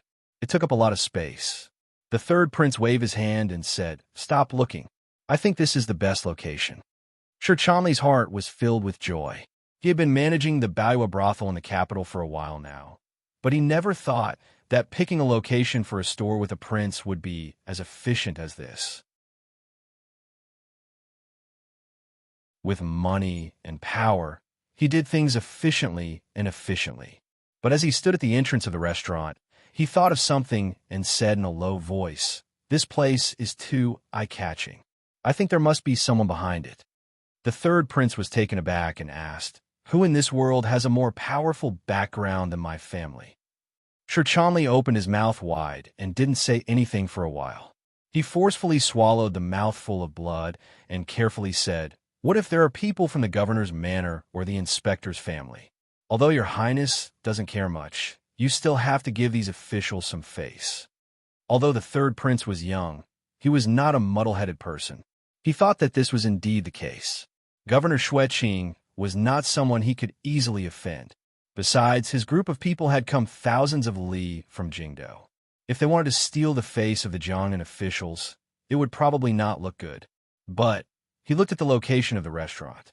The more he looked, the more his heart itched. The more he looked, the more beautiful it seemed. He furrowed his thin brows and thought for a while. He then said, "We still have to ask. If we let go of this place with good feng shui, even if Fan Xian doesn't feel bad about it, I will feel bad for many days." This group of people had already stood outside the restaurant for a while. Just by looking at the layout, they blocked the entrance of the restaurant. They didn't eat and only sniffed. Although Suzhou was mixed with all sorts of people, there was no such thing. The group of people pointed and whispered at the entrance of the restaurant. They immediately attracted the attention of the people on the street. However, seeing the other party's bright clothing and powerful guards, they did not look like Jianghu figures. Thus, the merchants on the street restrained their gossiping hearts. Only the shopkeeper of the restaurant had no choice but to walk out. Piling on a professional smile, he asked, "Everyone, would you like to come in and try our signature dishes? Our Bamboo Garden Restaurant and Jiangnan Restaurant are known as the second floor of Suzhou. We do indeed have some pretty good food." He saw that the people in front of the building seemed to be foreigners, and their statuses should not be ordinary, so he responded carefully. This Bamboo Garden Restaurant had its own background, but businessmen naturally had a clever heart. He only talked about business, and his words did not have the slightest intention of blaming the other party for blocking the entrance of the building. Sir Chandley was surprised. He smiled warmly and said, "I am truly sorry. I was distracted for a moment. Please don't blame me, shopkeeper." The shopkeeper quickly said, "You were too polite." The third prince was impatient to take things so slowly and said, "Let's go in and sit and talk." He led the group of people into the restaurant. At the end, he threw out a few words, "Shopkeeper, arrange for a quiet room. There are some things I would like to ask for advice on." The shopkeeper was surprised. He thought, "Your elder brother hasn't said anything yet. Why did I speak first?" Sir Chandley coughed a few times to cover up and followed him into the restaurant. The group had yet to sit down in a room in the restaurant when the shopkeeper personally came in to greet them.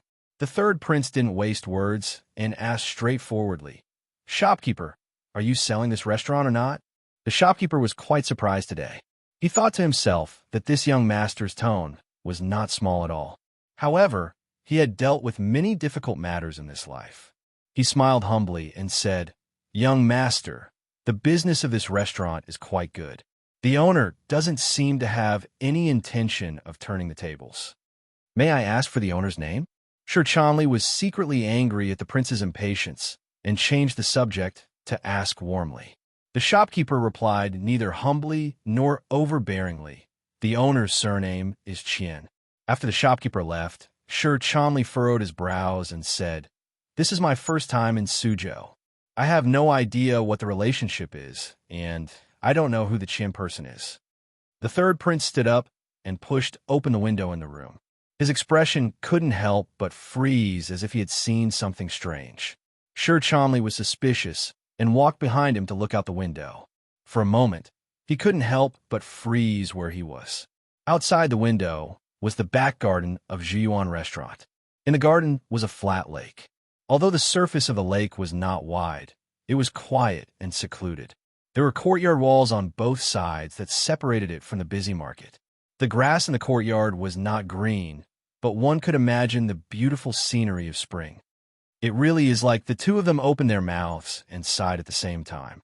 The like here was, of course, referring to the setup of the back of the building that was very similar to the setup of Baiwa Brothel in Jingdo, particularly on the grass.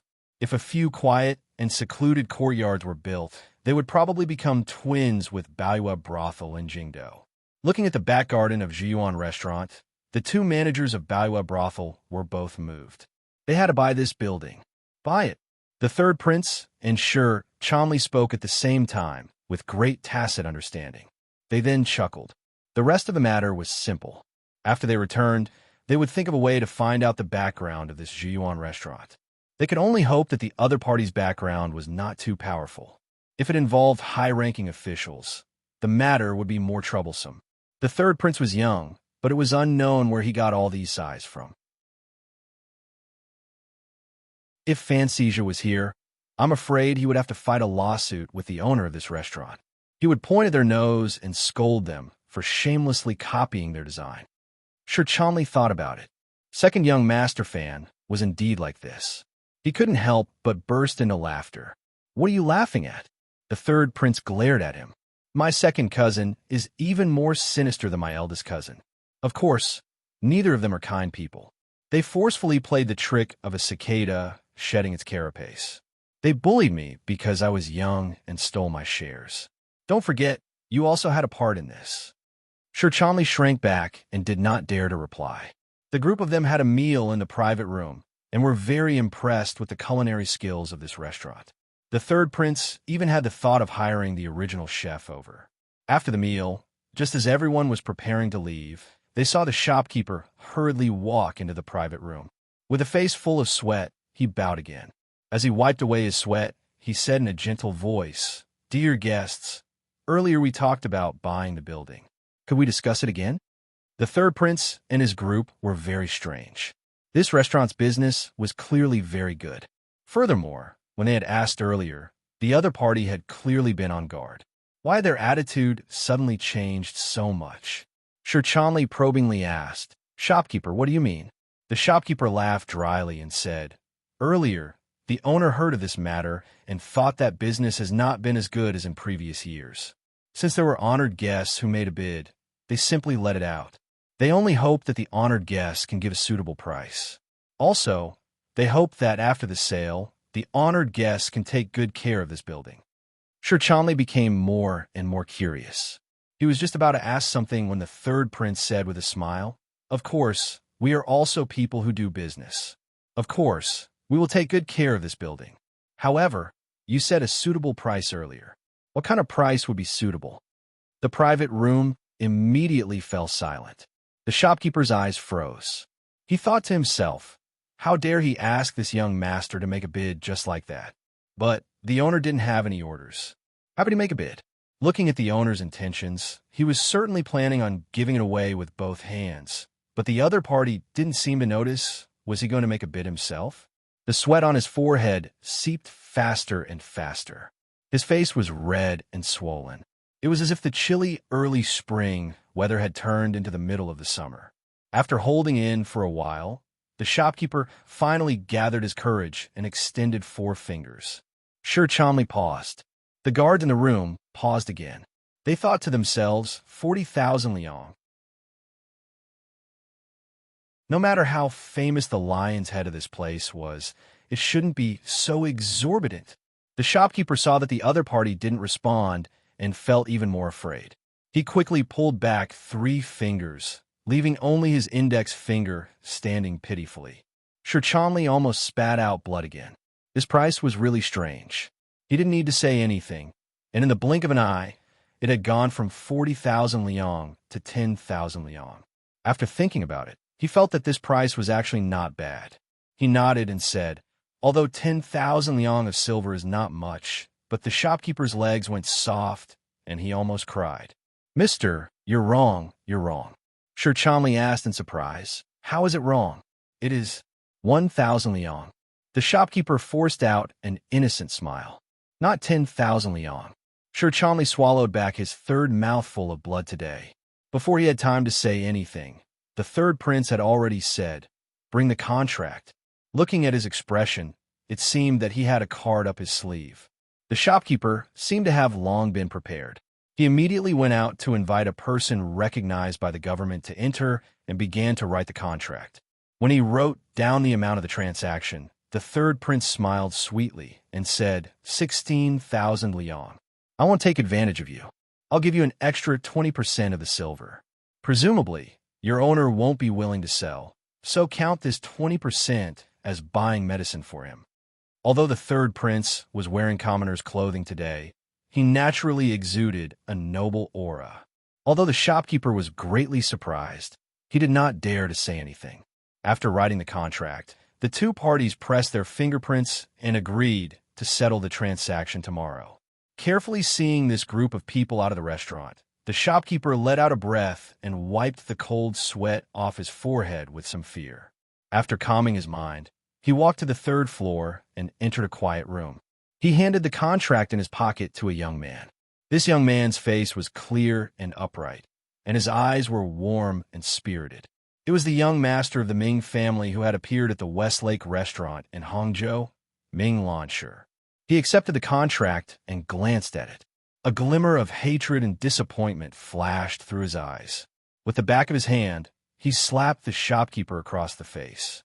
With a slap, the shopkeeper covered his face and looked fearfully at the young master. He didn't know what he had done wrong. Useless thing. Ming Lansher was angry in his heart, but his expression remained warm. A chill seeped through his words. Even if I wanted you to give me money, you wouldn't be able to.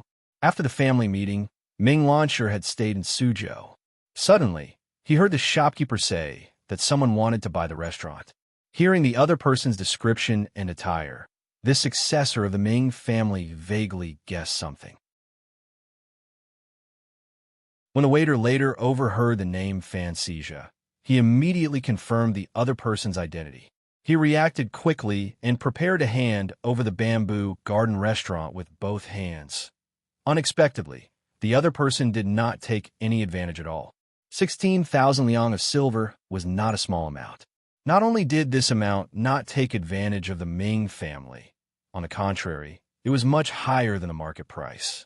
But how could the Ming family lack this little bit of money? Ming Lansher wanted to take advantage of the fact that the third prince did not know who the owner of the Bamboo Garden restaurant was to be the first to give this restaurant away, even if it was sold cheaply. His main goal was, of course, to curry favor with the other party. If the other party did not acknowledge this small favor in the future, sending this contract to Jingdo would be proof that Fan Xian and the third prince were using their power to forcefully buy private property. In the future, it would be a good reason for the eldest princess to sue the emperor. Who would have thought that the young third prince would not be willing to take advantage of this? Were the rumors in Jingdo false? Was this prince not as greedy and ruthless as the rumors said? Ming Lansher sank into deep thought. He once again realized that the people the family was going to face this time were truly difficult to grasp. He closed his eyes and thought for a moment. In a quiet voice, he ordered, Sir Fan's thoughts are very simple. He wants to open a brothel. Send down the order. No brothel is allowed to sell girls to them, no matter how high the price. The shopkeeper made a sound of acknowledgement and immediately smiled bitterly. Young master, it's only our own girls that are not for sale. There are many people in this business in Suzhou. Those people would certainly not want to offend Sir Fan. Do they have good girls in their hands? Ming Lansher smiled slightly. The good girls are all in our Yuan master's hands. Let them go buy them. How can leftovers attract customers? A carriage left the Bamboo Garden restaurant. The surrounding merchants did not know that the Ming family had suffered a loss. This most famous restaurant in Suzhou was going to change hands tomorrow. Although sure, Chomley rarely did such shady things, he had finally come to his senses. Furrowing his brows, he said, Your Highness, it looks like they know your identity. A glimmer of annoyance flashed across the third prince's childish face. At least they are smart. Sure, Chomley thought for a bit and couldn't resist opening his mouth to ask, Your Highness, the price they offered earlier was 1,000 liang. Why do I have to raise the price myself? The third prince smiled coldly. Those who are unaccountably solicitous are hiding evil intentions. After guessing my identity, they wish they could offer up this restaurant with both hands. What about in the future? I'm afraid what they are asking for is not as simple as this restaurant. If they put on a smiling face, of course, it would not be good for us to slap them in the face. But there's also no need to put our faces up to be intimate with them. How many people in this world have the right to make friends with me? Sure Chomley shook his head and said, I wonder who the owner behind that restaurant is. They sure see the opportunity quickly. The third prince said, who cares who they are? If they wanted to take advantage of them, they must be someone who wants to take advantage of me. You have to remember this. In the future, when you go out, don't randomly take advantage of others. Be careful of bringing trouble for Fan Xian. Sure Chomley admired the little prince in front of him from the bottom of his heart. He sighed in admiration and said, Your Highness's words are simple, but they are very deep. The third prince scolded in a clear and childish voice, Don't flatter me. It's not easy for me to pretend to be a commoner, and now I've been seen through. I don't feel good about it. Sure Chomley thought to himself, You want to buy the restaurant as soon as you enter at such a young age. Is this the tone you should use to hide your identity? He also thought that the prince in front of him was so young, yet he was able to resist not taking advantage of tens of thousands of liang of silver. It seemed to be a far cry from the sinister personality he had when he was in Baiwa brothel. A glimmer of doubt involuntarily flashed through his eyes. He didn't know if the third prince saw his expression, but he continued, Fan Xian once said, Whenever I take advantage of the people of this world, in the end, the people of this world will take advantage of the court, and if the court is taken advantage of by others, then I am an idiot who is willing to take out my own silver for others to spend. Sure Chomley was silent. He was secretly worried for his teacher. As a prince, he had established this kind of thinking. Naturally, it was telling this prince that the interests of the court would be his own interests in the future. What did this mean? The crown prince was still on the throne. Not noticing the fear in Sure Chomley's heart, the third prince smiled shyly and said, Teacher once said that a gentleman loves money and takes it in a proper way. The wealth of a ruler is hidden under the heavens. Why take it? Sure Chomley swallowed back the fourth mouthful of blood from his hidden injury. His eyes stared at the green banner that floated endlessly outside the carriage window. Forcefully suppressing the hidden fear in his heart, he pretended he hadn't heard these words. Doing business can be seen as a hobby, the third prince chuckled. The third prince chuckled and said, Old Sure, your courage is much smaller than that of my two cousins. You're not made for doing business. Sure Chomley shifted his body to let the slightly damp clothes on his back breathe in. Smiling bitterly, he replied, Your Highness is right. The third prince called for the carriage to stop and said, We have arrived at the money house.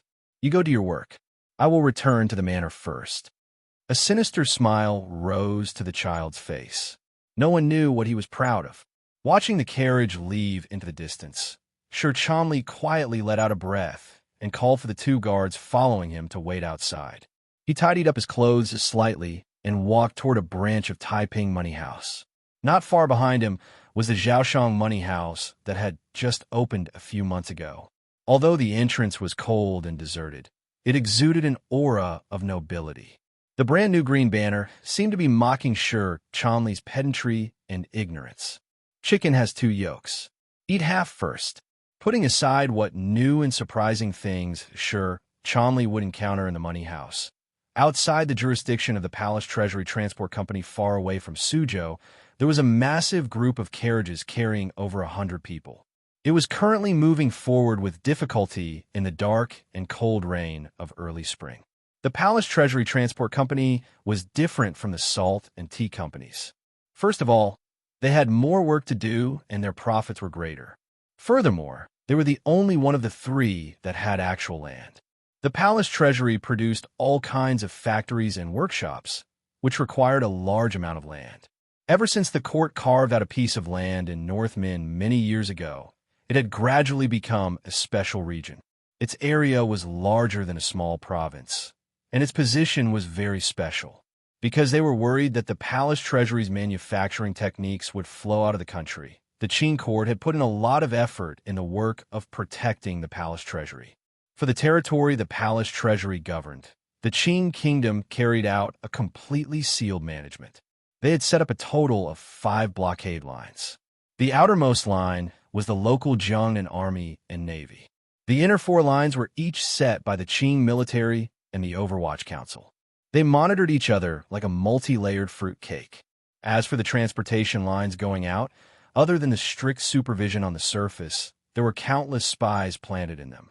Countless eyes, whether in the light or in the dark, were watching the Cui family, the Ming family, or some other giant agent merchant. Even though the Qing kingdom had spent so much power, it still could not stop the greedy gazes of other countries.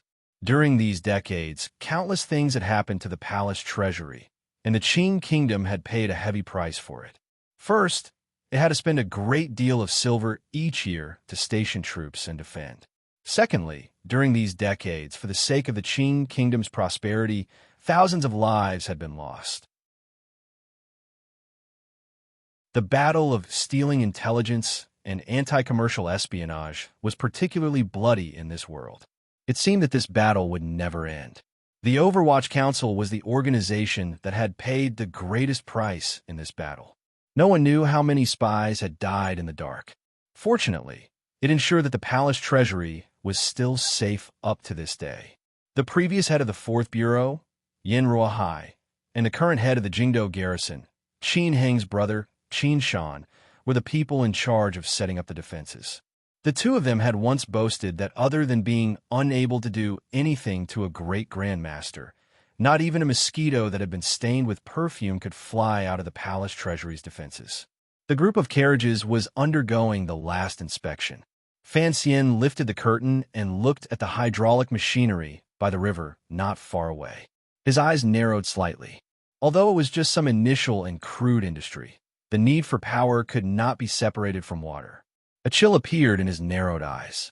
He didn't turn around. Warmly, he said, "I brought you in for my own safety.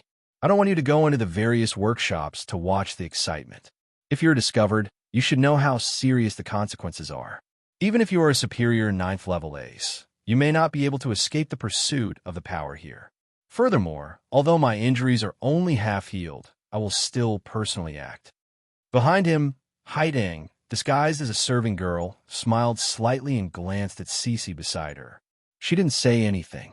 "Want a monthly ticket, want a monthly ticket, want a monthly ticket, want a monthly ticket P."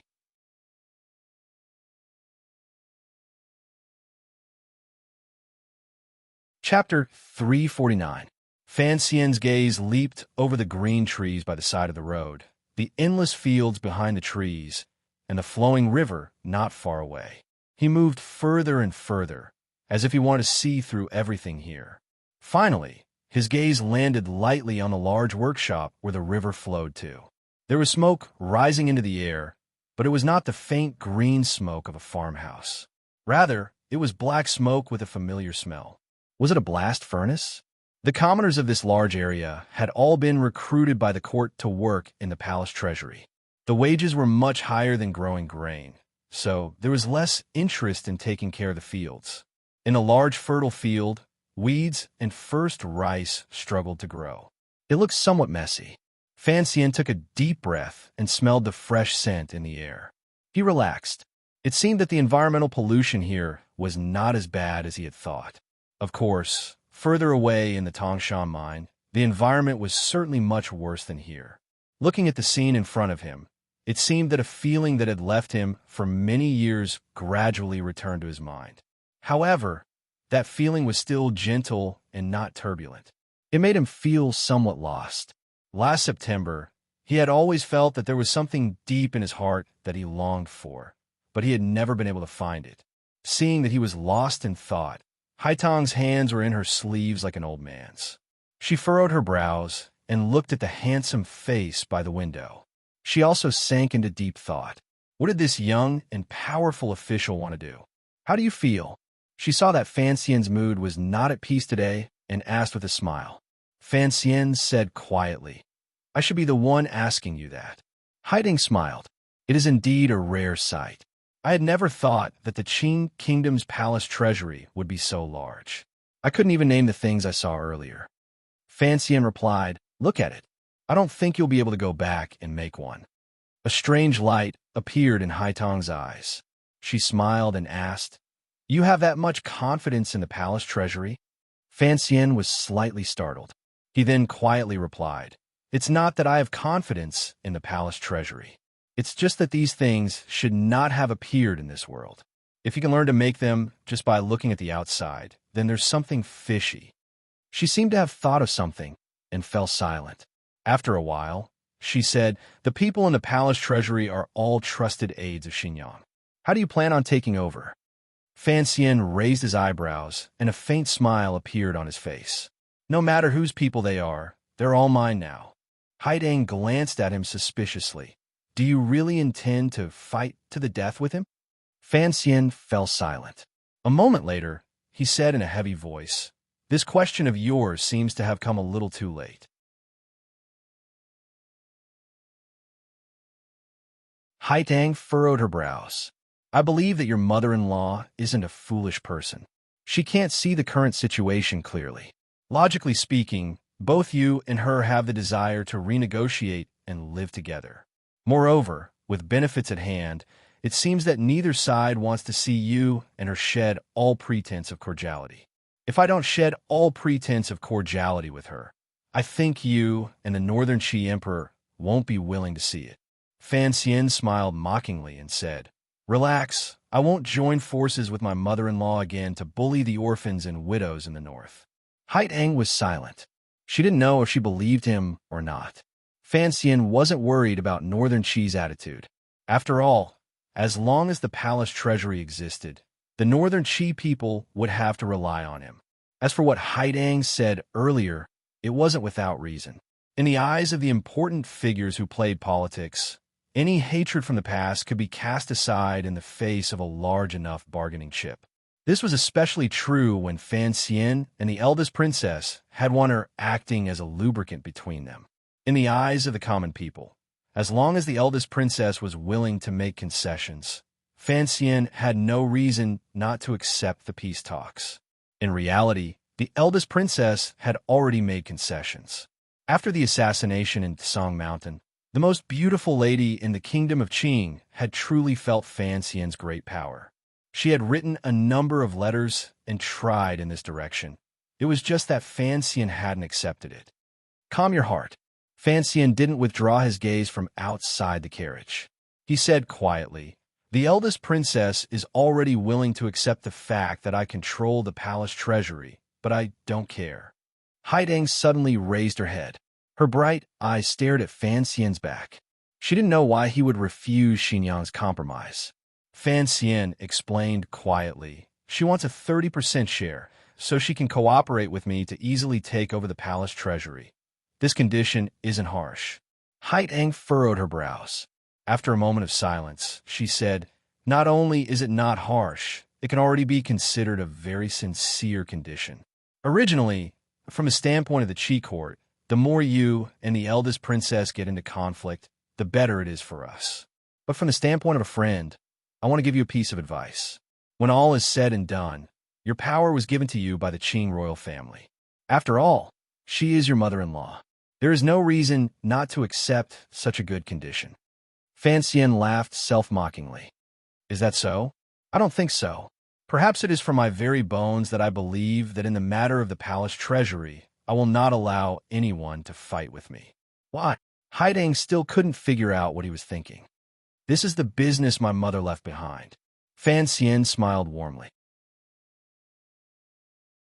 "I don't have her ability, so I can only be his second-generation ancestor. But I can't ruin this family." The carriage fell silent.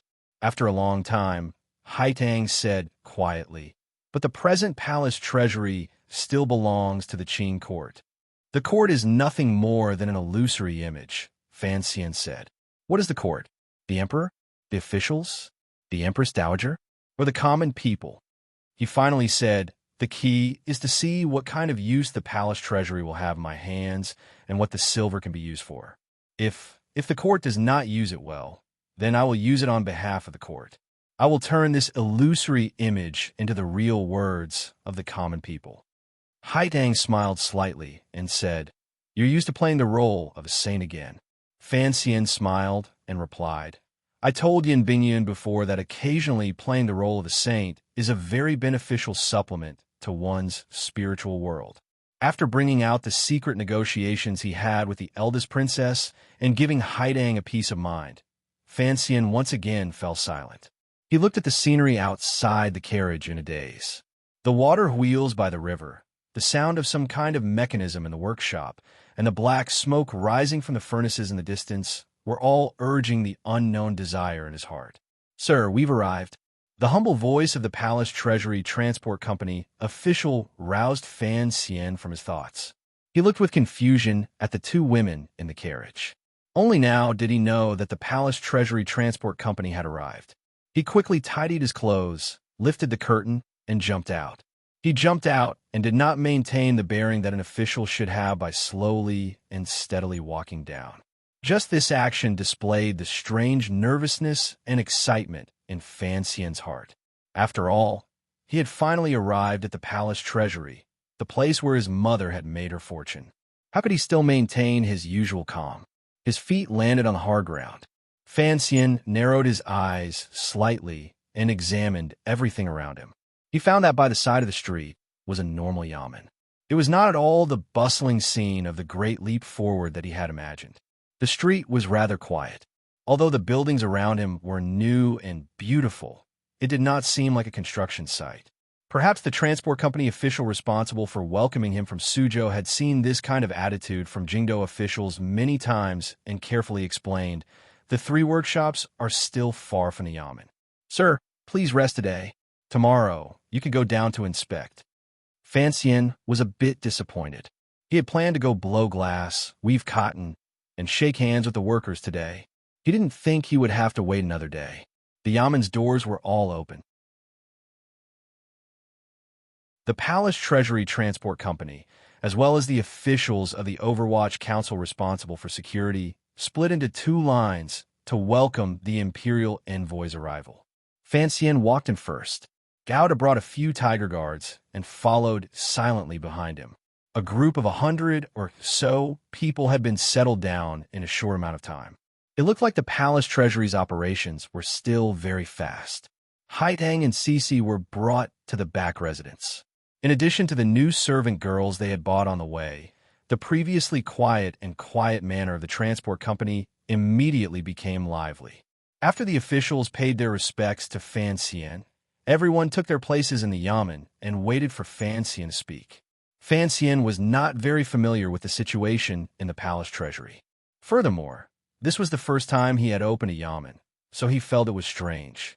He indicated for Su Wenmao to represent him and say a few useless words. He then had everyone disperse and wait for the yamen to officially open the next day. After returning to the back residence, he didn't have time to familiarize himself with his own official residence. At the first instant, he summoned the Overwatch Council's resident commander of the Palace Treasury. This official was about 40 years old and had a head of white hair. It looked like the Palace Treasury security work was truly exhausting. He indicated for him to sit and didn't waste words. Very straightforwardly, he asked, "Tell me the situation." This Overwatch Council official was under the jurisdiction of the 4th Bureau. Since last autumn, he had already received the Yin father and son's secret letter and had long made preparations. Seeing Fan Xian's questions, he quickly dug out everything he knew. Of course, he understood that Commissioner Fan had just come to the Palace Treasury and did not have many trusted aides. If he wanted to quickly take control of the situation, then he had to find someone trustworthy in the Treasury. As an official of the Overwatch Council, he was in a favorable position. Naturally, he had to quickly climb up in order to not waste the opportunity heaven had given him. Fan Xian listened and nodded his head repeatedly. This Overwatch Council official's words and actions were very nimble. In their conversation, he had clearly explained the current situation of the Palace Treasury. The duties of the 3 workshops and the factions of the various treasurers were all left out. Why has the Palace Treasury lost so much these years? Fan Xian was born daring. He asked this kind of question openly, not caring at all that it was inconvenient for the Overwatch Council official in front of him to speak. The Overwatch Council official's name was Danda. In front of Fan Xian, he didn't dare be too daring. How could a lower-level official like him explain the palace treasury's matters in a few words? However, he still said, after some deliberation, actually, it can't be considered a loss. It's just that the taxes sent to Jingdo have indeed decreased by a few percent. Fan Xian smiled bitterly and helplessly. For an old hen that gives birth to a golden chicken to earn less and less each year, what's the difference between that and a loss? I don't know how the previous one managed it. The previous head of the Palace Treasury Transport Company was the cousin of the eldest princess chief strategist, Huang Yi, in Xinyang's Palace, Sir Huang Wanshu. When Fan Xian took over the Palace Treasury, he did not meet with this Sir Huang. The two sides were like fire and water, so he was too lazy to go through the formalities of taking over. They were both single people. Danda didn't follow up on his words to belittle the eldest princess. Sincerely, he said, the reason the profits have decreased year after year is because the 3 workshops' expenses are increasing. Including the masters of the workshops, the treasurers take too much. Secondly, there have been some problems with the export channels. The pirates on the sea are too rampant. I don't dare to say too much, but at least 1 or 2 out of 10 halts are lost on the sea. Thirdly, there is the problem of supplies to Northern Qi. A few years ago, the accounts were too messy. I don't know how much the Chui family took with them, but no one dared to investigate this matter. Fortunately, the commissioner made a move and investigated the Chui family before the year. Just this alone could save the court a lot of losses. Fan Xian listened with interest, but he knew very well in his heart that what pirates? It was all a trick of the Ming family stealing their own goods. He looked at Danda, wanted to say something, but then hesitating. He asked curiously, what other reasons are there? Danda glanced at him and smiled bitterly. Also, the council's expenses have increased too quickly these years. As you know, the majority of the council's expenses come directly from the palace treasury. The palace's expenses haven't increased much these years. On the contrary, it's the council that spends too much. Adding on the things I mentioned earlier, with this cut, no matter how much the palace treasury can earn money for the court, it's no longer as grand as it was in the past. Fan Xian sucked in a cold breath. He had not thought that the Overwatch Council was also one of the palace treasury's vampires.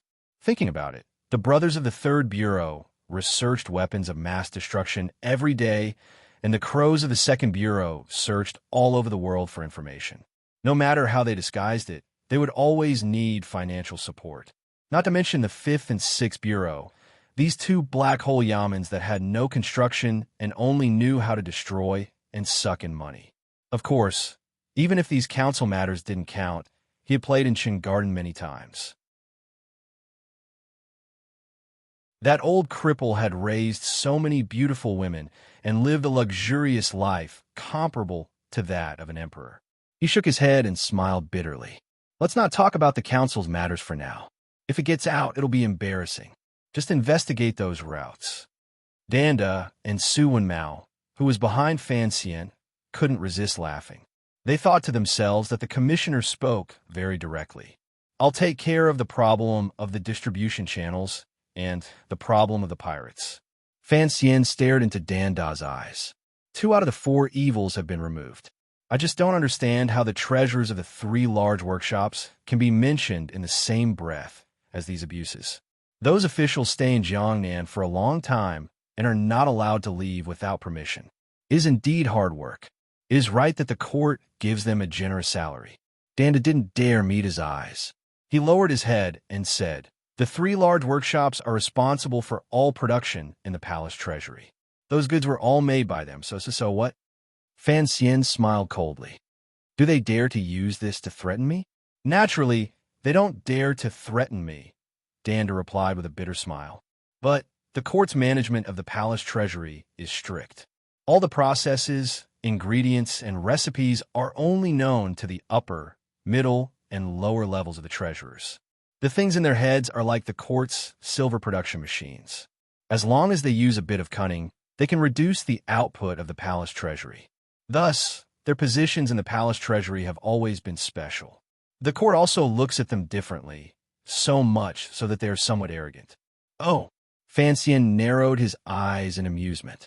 He thought to himself, even those little helpers from the Yi family had now become technocrats who monopolized and became rich? If this isn't threatening, then what is? Fan Xian increasingly felt that this matter was absurd and funny. He chuckled and said, "Then, how did the eldest princess deal with these treasurers in the beginning?" Danda thought for a bit and furrowed his brows.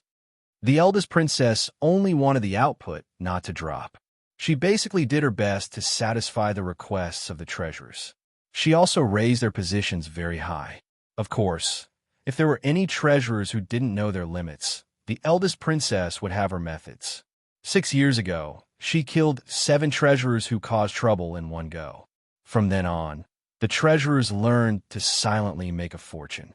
They don't have a good attitude toward us officials of the same level, but they still don't have any disrespect toward the court. Fan Xian smiled coldly. Arrogant? A very high position. Then the first thing I can do is knock them into the dust. He was a bit angry in his heart. His mother-in-law was indeed not made to be a manager. She had managed such a large enterprise to such a state. No wonder the emperor complained every day, and his father also had headaches about the empty national treasury. Danda jumped in fright. He thought to himself that the commissioner was still young. If a new official took on new responsibilities and calmed his anger with lightning, he would truly offend all of the treasurers. Putting aside the palace treasury's distribution channels, it would probably be difficult to guarantee their own output and the quality of their goods. He raised his hands in a salute and said in a low voice, "Sir, please think carefully. There is no harm in responding to them with a soft heart and then slowly planning. I can't plan slowly.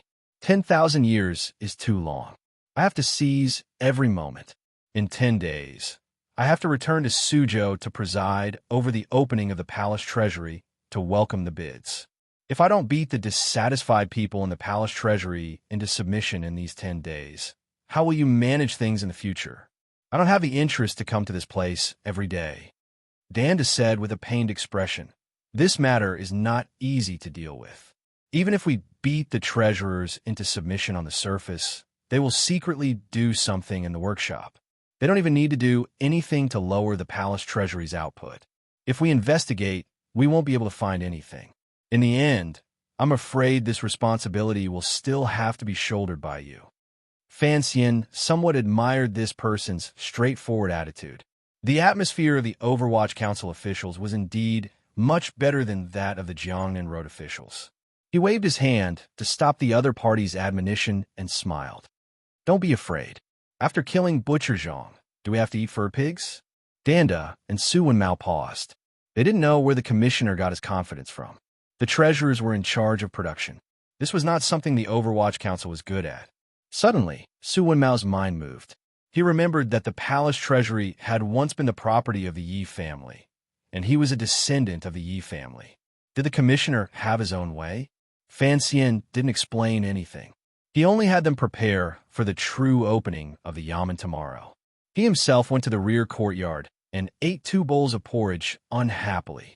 He then sincerely invited Haidang to walk with him to the 3 large workshops at night. A subordinate had already helped him get a pass. Even if he didn't reveal his identity at night, there shouldn't be any problems. The reason he had called Haidang to go with him was not because he was kind and wanted to extend the glory of the palace treasury to Northern Qi. It was purely because he needed a powerful bodyguard like Haidang. The rooster crowed, and the sky turned white. A shadow floated by the back wall of the palace treasury transport company's manor.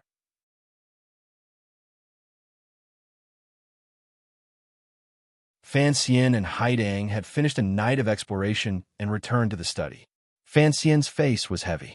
He furrowed his brows and said, "Singing every night, corrupt management, are these 2 words?" Haidang was still immersed in shock. Tonight, she had followed Fan Xian around the 3 large workshops.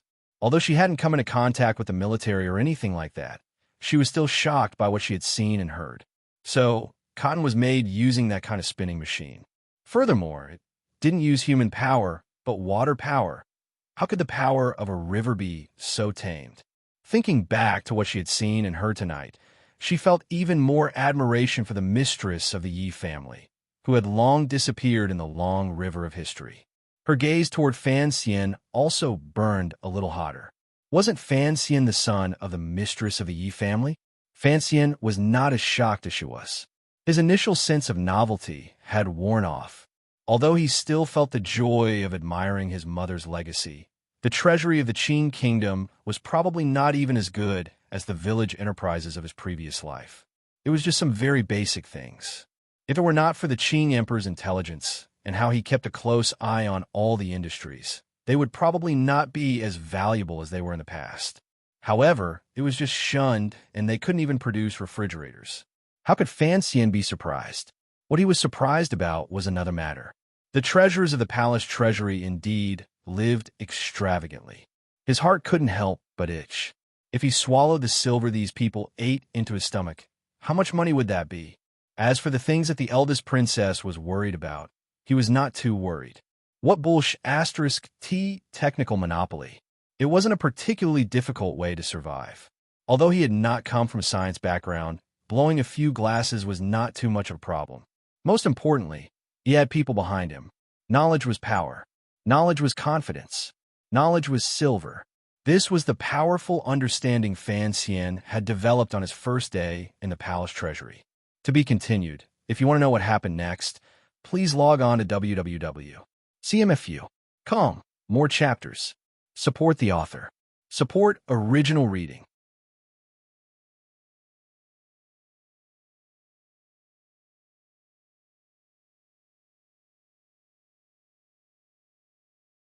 Chapter 350.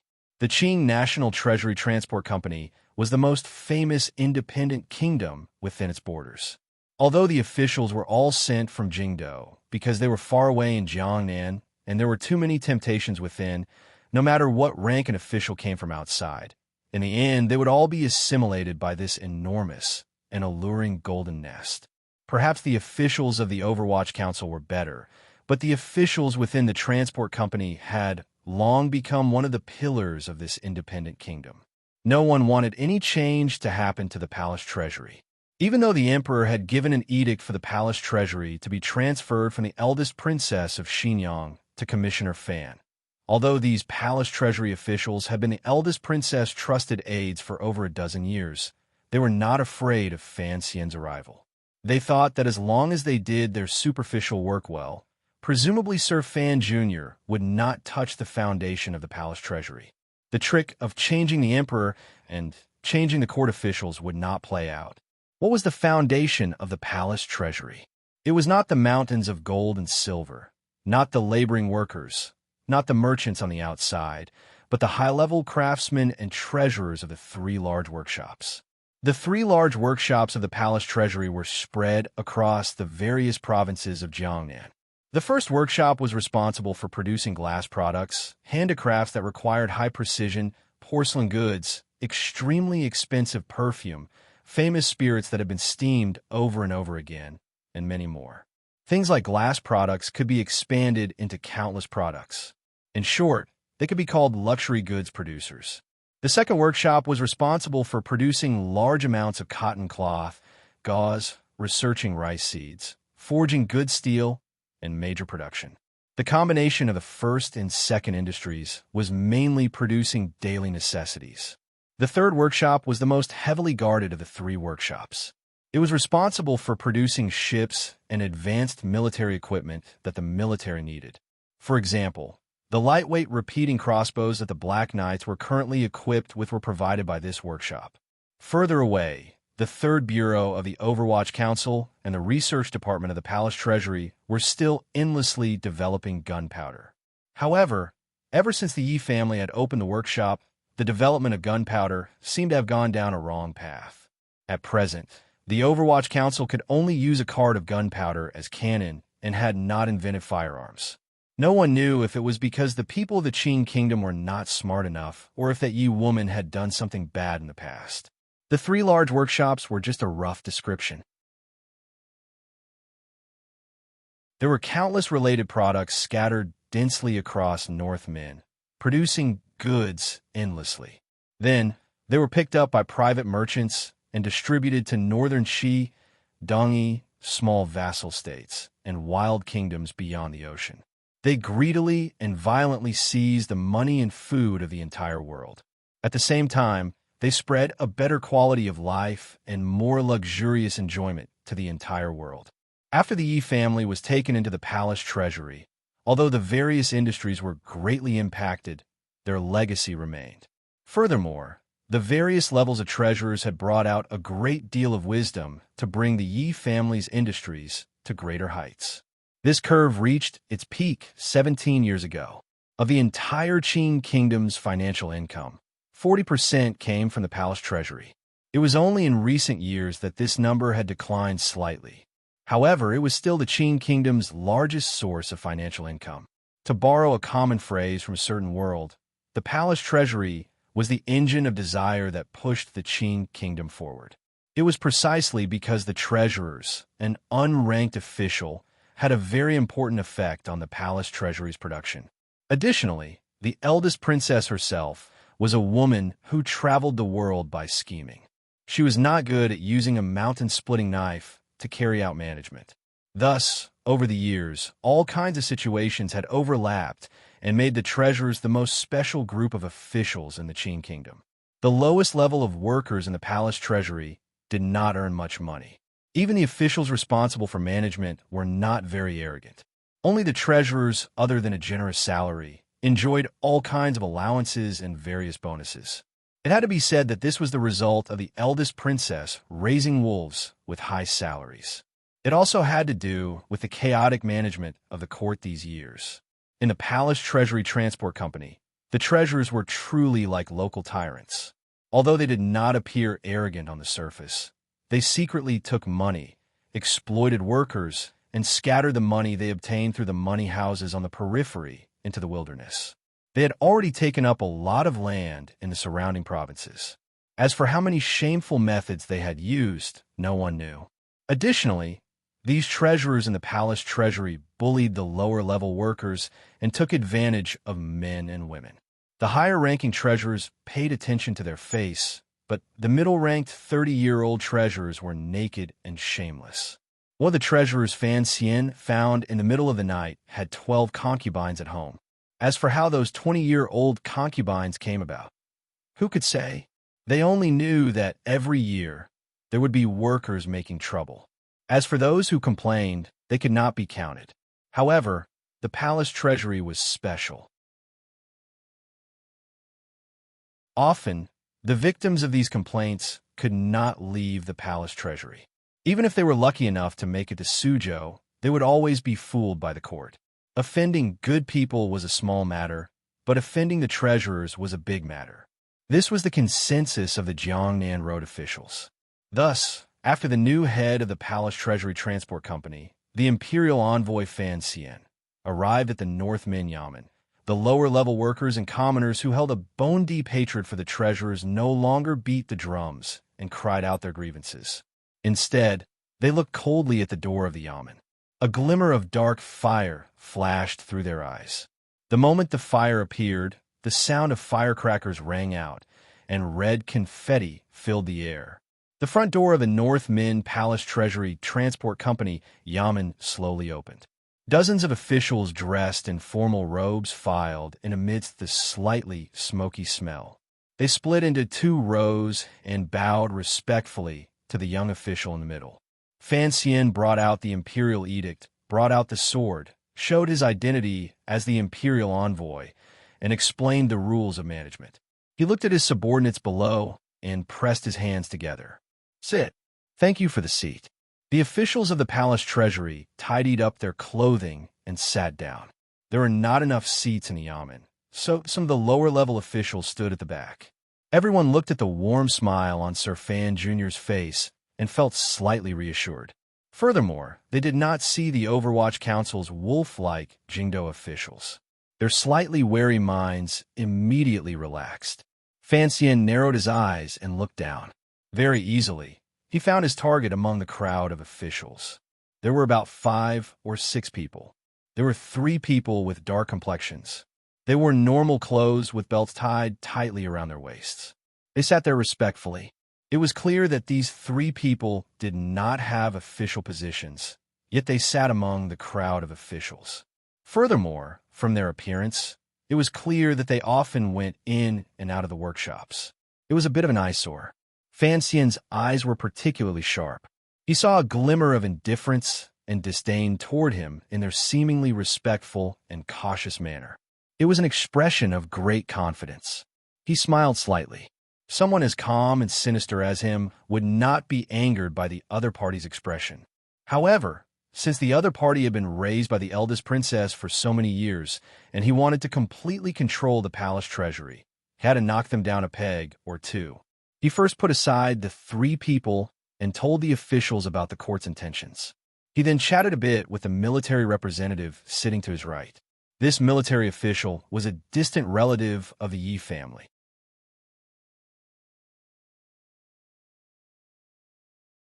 Although the Yi family seemed to have been forced to the second prince's side by the emperor, due to the existence of Yi Linger, the relationship between Fan Xian and the Yi family was still passable. Thus, the Yi family general was particularly respectful toward Fan Xian. Presumably, the family in the capital had given him some orders. After all the official matters had been said, Fan Xian suddenly quieted down. He raised his teacup and took a sip. The Qin kingdom did not have the custom of serving tea to send off guests. The officials knew that Sir Fan must have something important to say, so they all quieted down. Everyone already knew that Sir Fan Jr.'s inaugural speech in the bamboo sheds at the Suzhou docks beside the river had already shocked all of the Jiangnan Road officials. They couldn't help but be curious about his words today. The palace treasury is truly a strange place, Fan Xian said with a smile. The officials also smiled along. The deputy added, "In the wilderness, there's only knocking and banging. Although it is annoying, it is different." Fan Xian also smiled.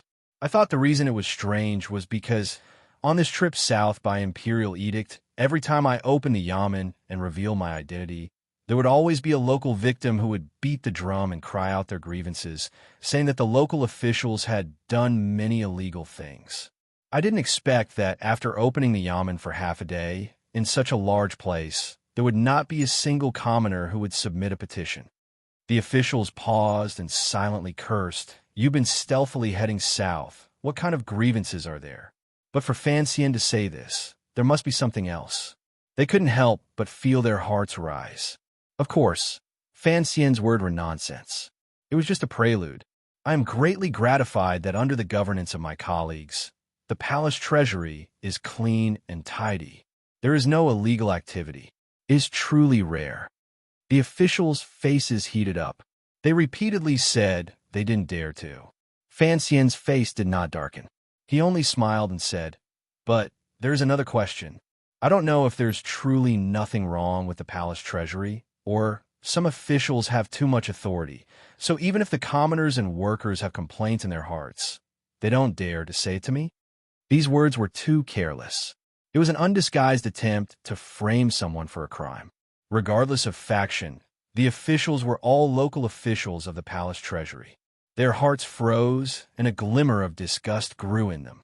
They thought, even if you want to burn 3 fires, you can't use such an absurd method. With the deputy in the lead, the officials all stepped out and said in a loud voice, "Sir, there is no such thing. There is no such thing." Fan Xian lowered his head. His fingers gently rubbed the cuffs he had just sewn and asked, "There is no such thing?"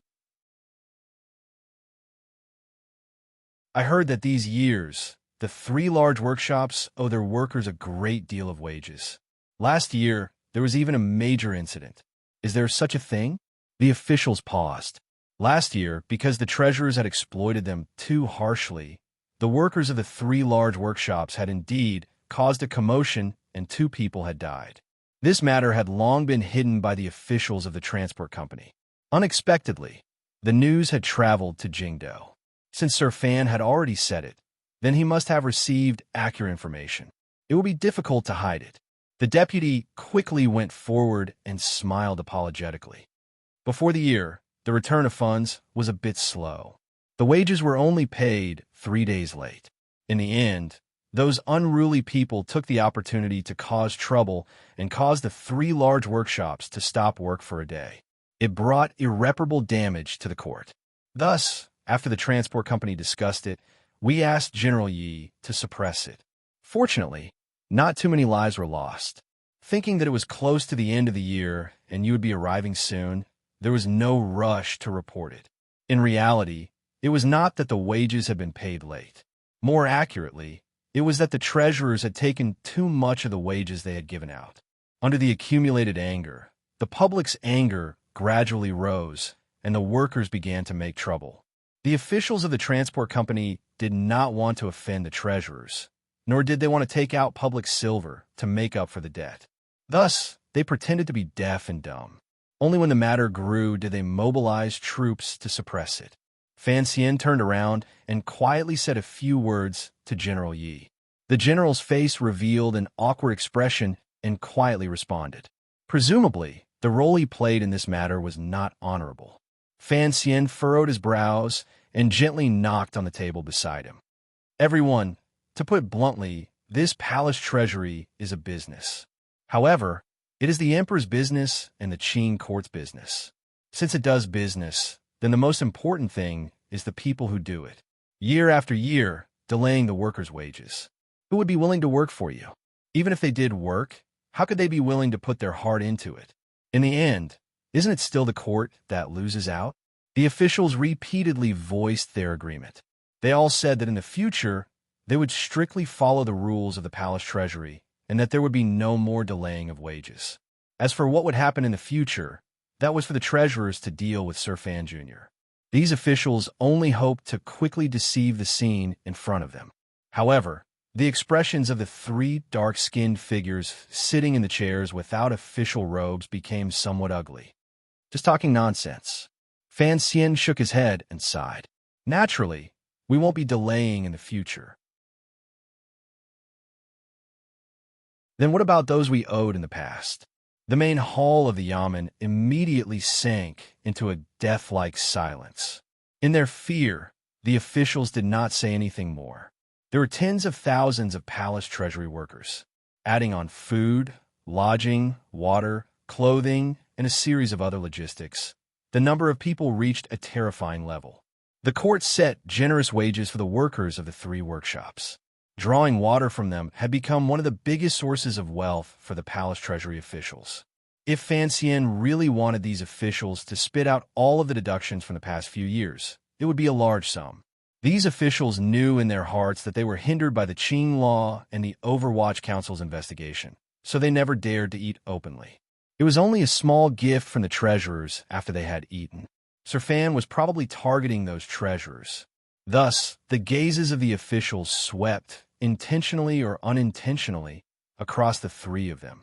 It was as if Fan Xian did not sense the turbulence in the dark. In an even voice, he said, "The court cannot owe its people. The debts from the past few years will have to be gradually made up. However, the matter is complicated and cannot be rushed." Cannot be rushed. The hearts of the officials once again relaxed, but they were greatly frightened by what he said next. 3 days. Fan Xian smiled slightly and extended 3 fingers. Gazing at the officials, he said, "I give you all 3 days to fill in all of the debts for me. Make up all of the wages owed to the workers below. Remember, use the interest from Taiping Money House as the basis.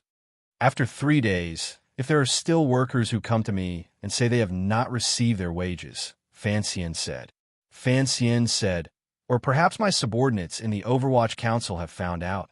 Sorry, everyone, I will have to show some ruthlessness."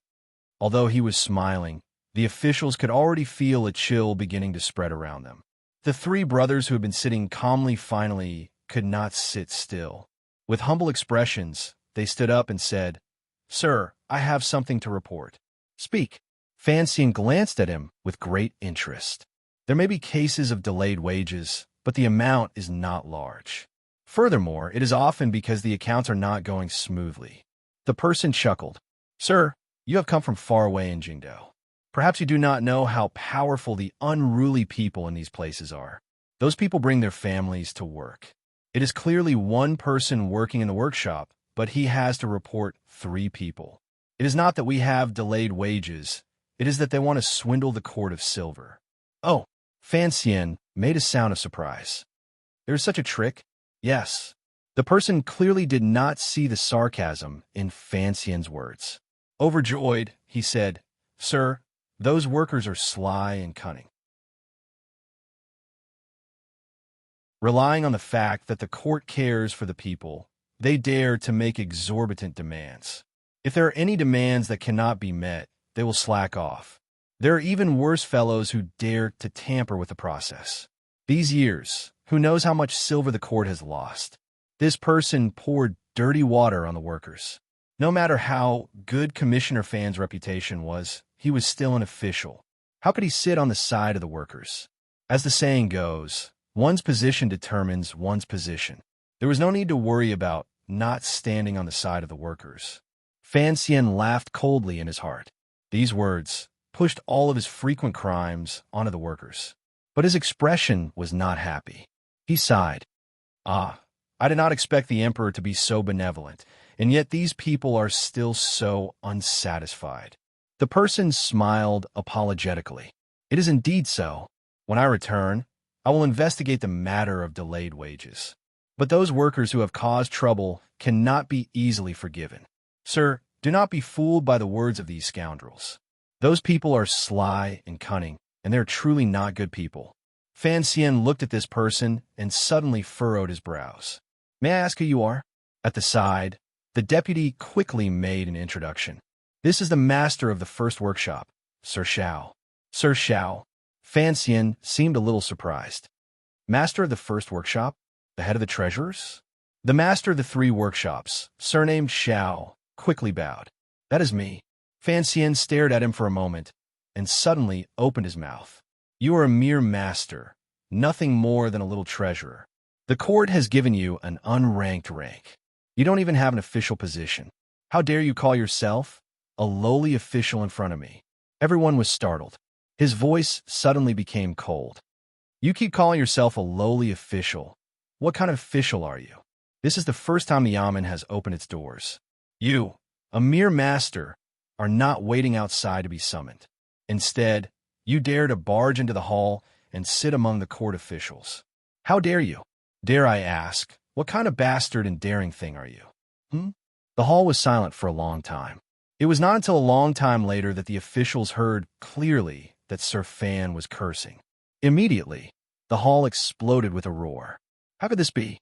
Ever since the palace treasury had been returned to the royal family, this was the first time someone had pointed at the faces of the masters of the 3 workshops and cursed.